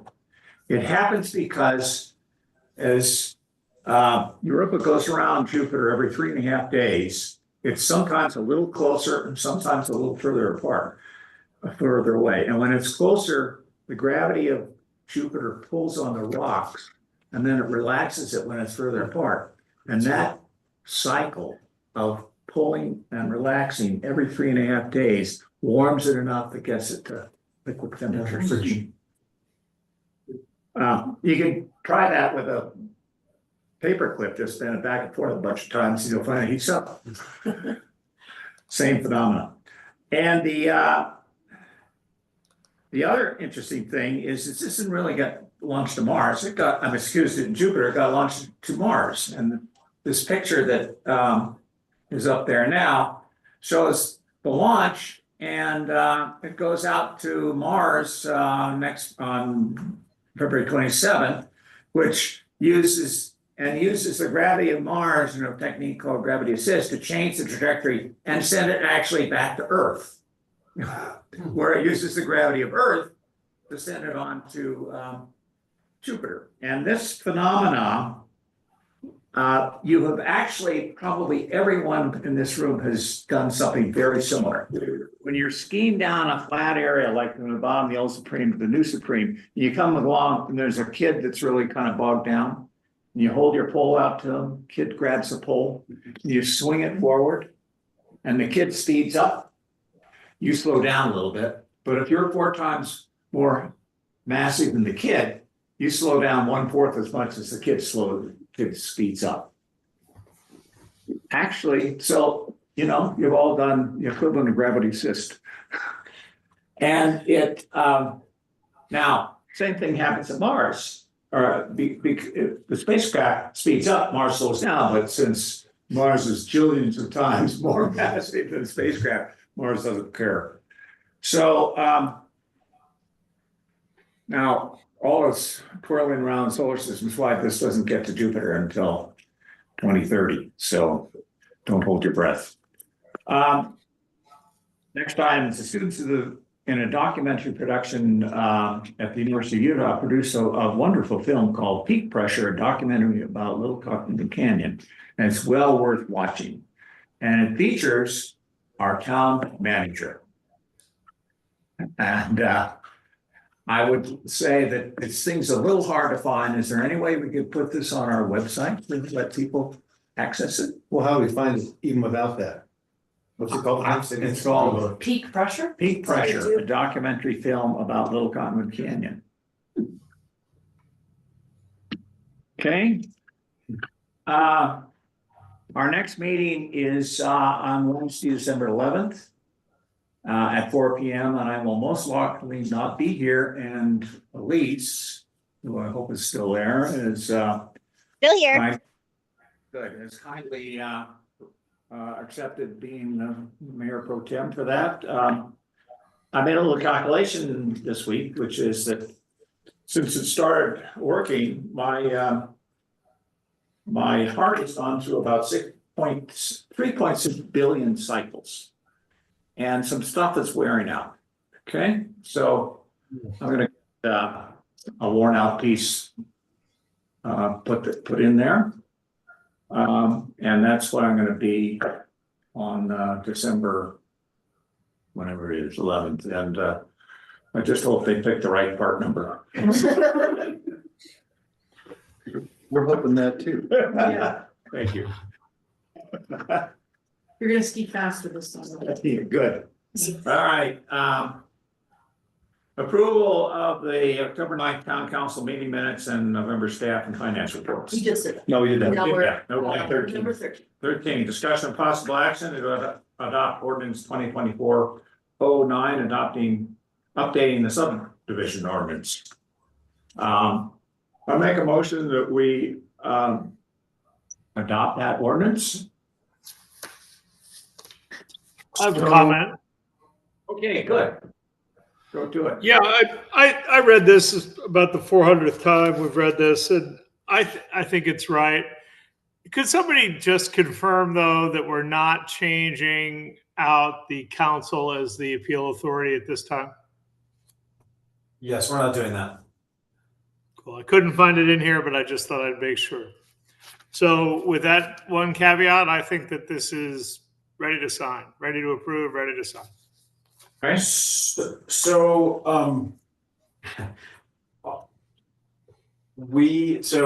this is the second time we've tried to get this item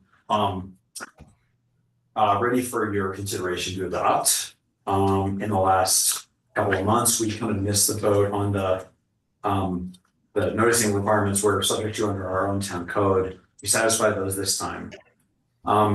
That benefit of having more time to consider the amendments has led Todd Godfrey, who's with us again today, who's a consultant to the town, essentially working under a contract funded by the state to do these. Every municipality in the state is required to update their subdivision ordinance in certain ways. Todd and our legal counsel have been deliberating over a couple minor additional amendments that we can make in the meeting, beyond the ones that are in what we've posted and circulated to you, if that works for the council to discuss those in that fashion. Can you put them forward then?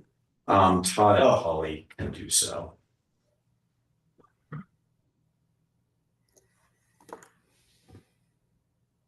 Hey, Polly. Are these changes that we're about to dive into, are these mandated by the legislature? What they are, it's very minor. It's just switching. And I don't know if Todd, if you want to kind of drive or explain it, because it's really your document. But it was extending days to business days because the state code allows us to. So I wouldn't say it's mandated by state code, but it gives us more leeway. And I figure we're going to be less than that amount, but why restrict ourselves if we don't have to be? I'll let Todd take over. This is really his document, but I've been assisting. Yeah, I think Polly said that best, Councilmember Byrne. Not mandated, but certainly in the town's favor. And permitted under state law. Yes. I don't have any problem with that. I don't have any problem with that either. It just ups the days, changes things from a day period to business day periods. Right? If I captured that. And It gives us more time to respond to applicants. Yeah. And can you clarify what timeline that affects final plat? Yes, in section 10-11-3, in the first section of that section, the unlettered section, in the last line, it says within 15 days, it would now read within 15 business days.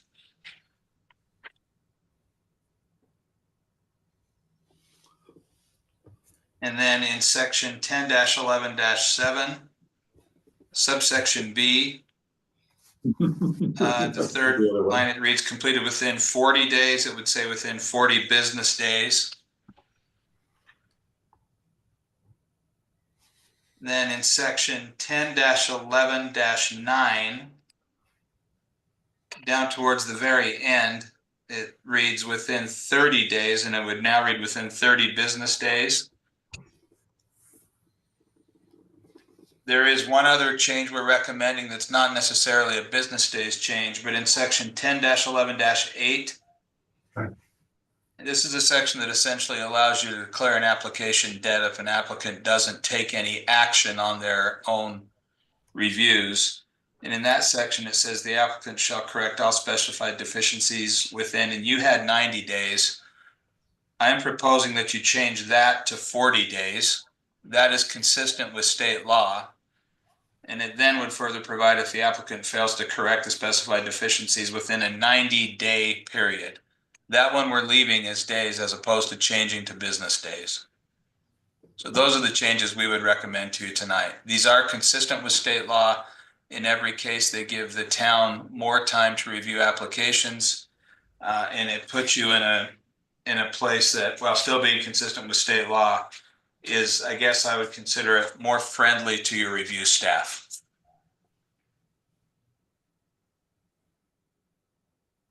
Okay, yeah, I can see that. We can see only as part of the new application. Apologies for reading out loud. That's all right. I don't have a problem. I don't see an issue with that. We're squeezing the applicant on the subdivision a bit, but we're still giving them a 90-day period. And if they don't do any action, they gotta start from scratch. That's correct. Should they want to start at all? Yeah. Sounds good to me. And those are the only changes we're talking about here. Beyond what has already been proposed. Right, yeah, right. Everything that we've already. Just been.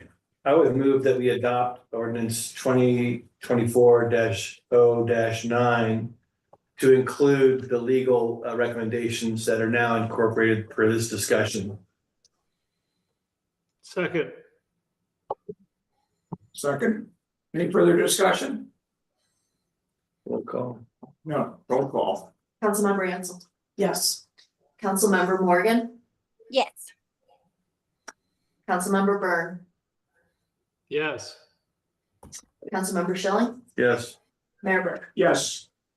Motion passes.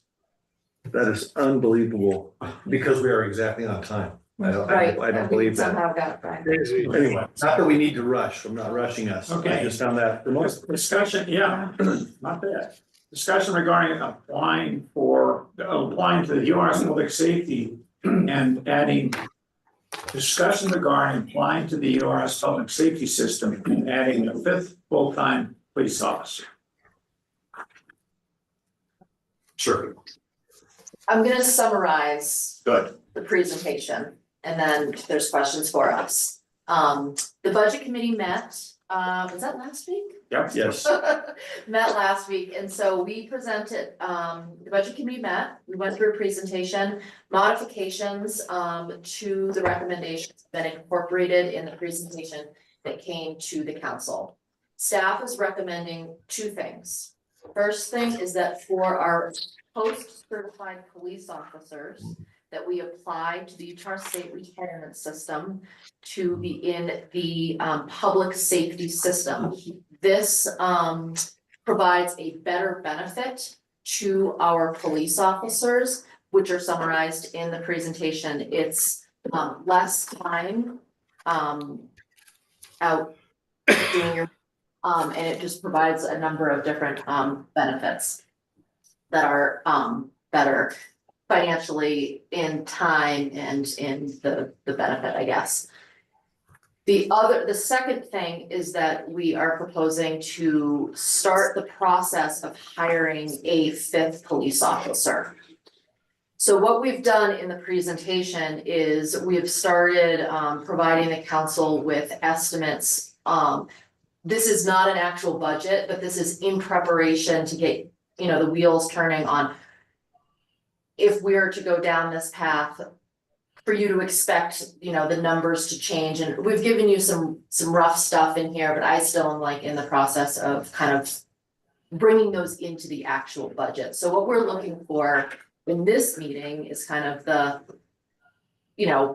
feedback from the council on moving in this direction and presenting these 2 things in the December budget amendment. Okay. Discussion. I inclined to see if Elise or Carolyn or John, because we explored this Yeah, to a greater extent yeah. as part of the budget committee. Right, So I think we defer to those 3. Good idea. I think if Mike says what he needs, I fully support it. And he does, by the way. Yeah. He was part of that, the discussion we had with that. Good enough for me. I've been hearing of a police officer for a number of years now, so I'm in full support. Yeah, I agree with that. We became aware of the overtime issue a couple of years ago now, and this is, somewhat tangentially related to that issue at least. And I'm happy to see us move ahead with the 5th officer. It's plugged in. Yeah, I just didn't know if we needed to do anything on it. It's blinking at us. My short form is, this costs more money, but it's worth it. Yeah, and just for the public record and discussion amongst the broader group, since everybody's here, I think there was an appropriate amount of exploration of what these things balanced out as, and it's wholly in keeping with what we agreed at our retreat was our big priority. And having exhausted our grant unsuccessfully, those terrible people at the federal government. I think we should move forward on this. What do you need else from us to move it forward? Because we all want to move it forward. That's just the conversation and just hearing that the council members are supportive of it. No vote is needed. You'll vote on these things when we present next month in December. Officially. So we'll give you some more. Do you want us to give you positive feedback on it's really two different amendments? I support the approval of both of the amendments. Yeah, both the publics, the URS and the fifth cop. Yep. Yeah. One of the reasons we wanted to get this in front of the council today was the amount of work that this has entailed already. Yeah. And the amount of work, like we can't take a break. We need to keep rolling on applications and drafting job descriptions and so on and so forth. So that stuff will be going on in the background as we move towards the budget. Yeah, and it would be great to get this person in place before ski season is over. Yeah, I think that's our goal. Yeah, it's a good goal and we should do that. I think the discussion, I think we've done what we need right here. Yeah. Okay, well, I would say that the sense of the council is that they're universally in favor of applying for the URS public safety system and adding a fifth full-time officer. It's such an advantage to our eligible members. It's such a good thing for us to do. Cool.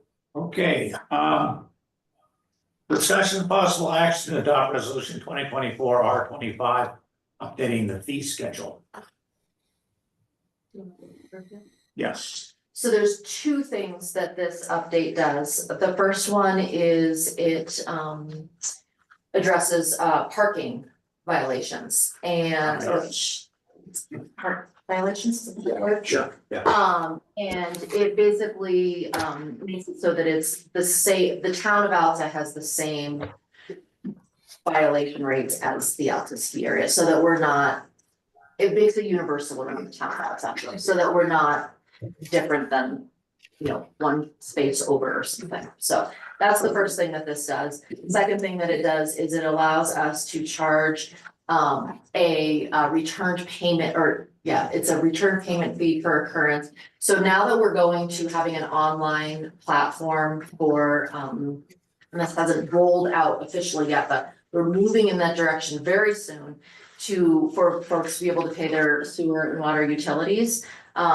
We get charged if someone's credit card expires or something like that. So we want our customers to stay up to date with their information and make their payments on time. And this allows us to recoup a little bit of that. We spend a lot of staff time when we have to be chasing down people to get new credit cards and doing this whole sort of system. So this is just kind of a standard. And if you have to chase them down, the town shouldn't bear the burden of that deficit. So I think this is a great thing to do to make the person with the infraction cover that cost. So we're not eating it as a town. Our citizens are not paying for it. Correct. Sounds good to me.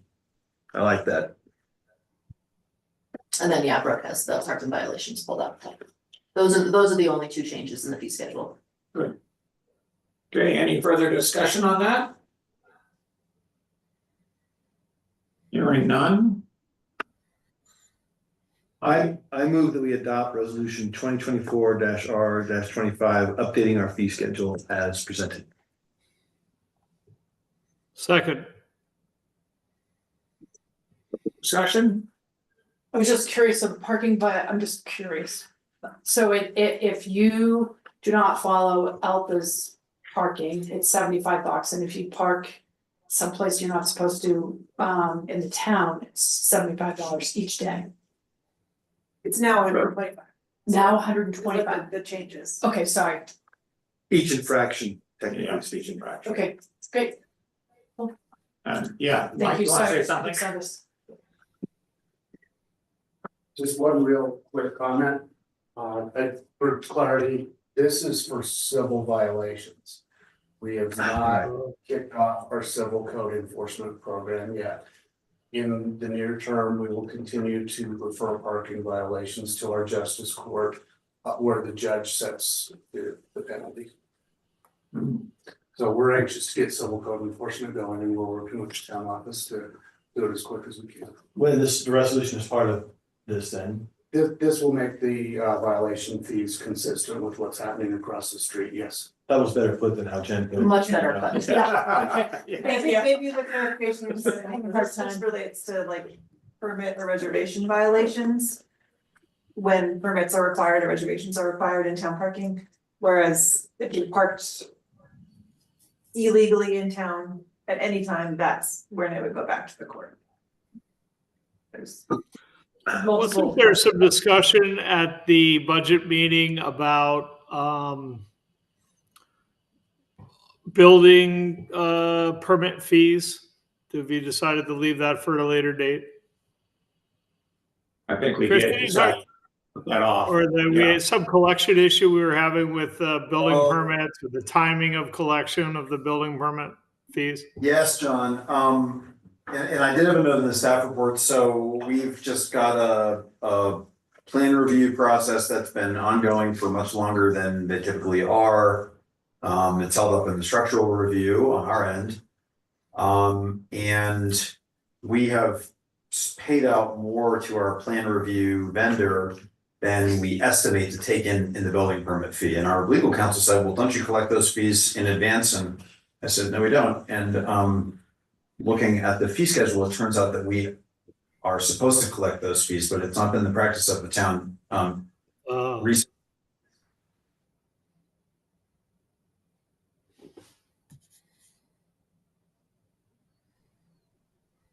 They cut off for me too. Oh. Uh-oh. They're frozen. Is it just the three of us now? No kidding. We can do whatever we want.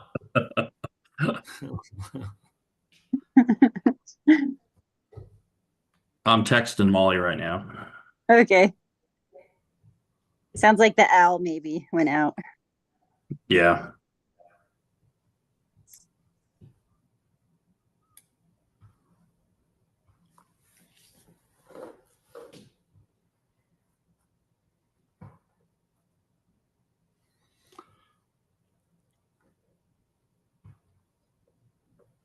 Did you get some skiing in, John?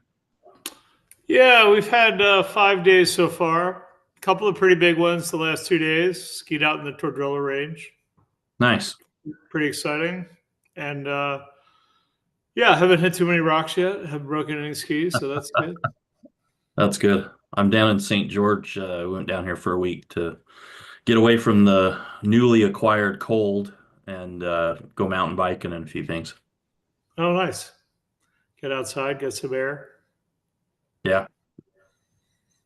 It's a long winter in Alta and pretty long winter up here in Alaska too. It's just getting dark now to 4 o'clock. Dark by 4:30. Jen Clancy's calling me. I have a bunch of people calling me. Hi, Jen Clancy.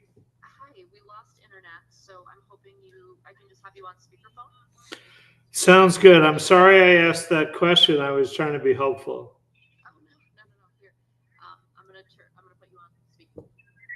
Yeah, still recording. That's what we think is still happening here too. Is that it's still recording, please? Yeah, Elise said. Say that again, Elise. Yeah, the video is still up. Okay, great. Thank you, Elise. Okay, so we now have John Byrne and Elise Morgan, members. So, this is, I believe that Dan made a motion to adopt resolution 2024-R-25. And we've had a discussion on same. And I think there was ongoing discussion between Sean and Chris. Unrelated, but John did second the motion. Okay. Yeah, I did. I think Chris was answering it that the code is already the way that it should be. We just need to change our our practice. Yeah, okay, good, all right. Roll call. In that case, yes, let's have a roll call. Councilmember Burke, Yes. Councilmember Schilling, Yes. Mayor Burke, Yes. Councilmember Ansel, Yes. and Councilmember Morgan. Okay, motion passes. All right, that takes us to new business. And this is an opportunity for anybody to bring up anything they would like. Would anybody like to bring up anything they would like? I'd like to not bring up anything. Okay. We'll bring it up. But I'm hoping that other people see it, obviously. Okay, anything from John? No new business for me. Okay. Elise? Nothing for me. Okay. Nothing from Dan, nothing from Carolyn, I presume, and nothing from Roger. Okay, we'll close that element. And after the Allen. And now we're gonna have discuss and possible actions to commence a closed meeting to discuss a matter authorized by the Utah Code Section 52-4-2051A. How do we do this? Motion is second. All right. If you want to. Yeah, I want to. So I move that we have a closed meeting. Second. Internet is some latencies, by the way. Internet is back up. Okay. I think so. Well, I think this next meeting involves us moving to a different link, right? Yeah, I was just gonna say, I think we can just keep you on the speakerphones if that's easier for you. Yeah, why don't we do that? Because we're gonna have to end that. We'll just leave the Zoom part and we'll just stay on the speakerphone. No, we're gonna end the Zoom meeting. The webinar, Elise and John are gonna stay on the phone so that you don't have to join another Zoom meeting unless you wanna be on video. I'm going to give it a try. I'm going to give it a try to join the other meeting.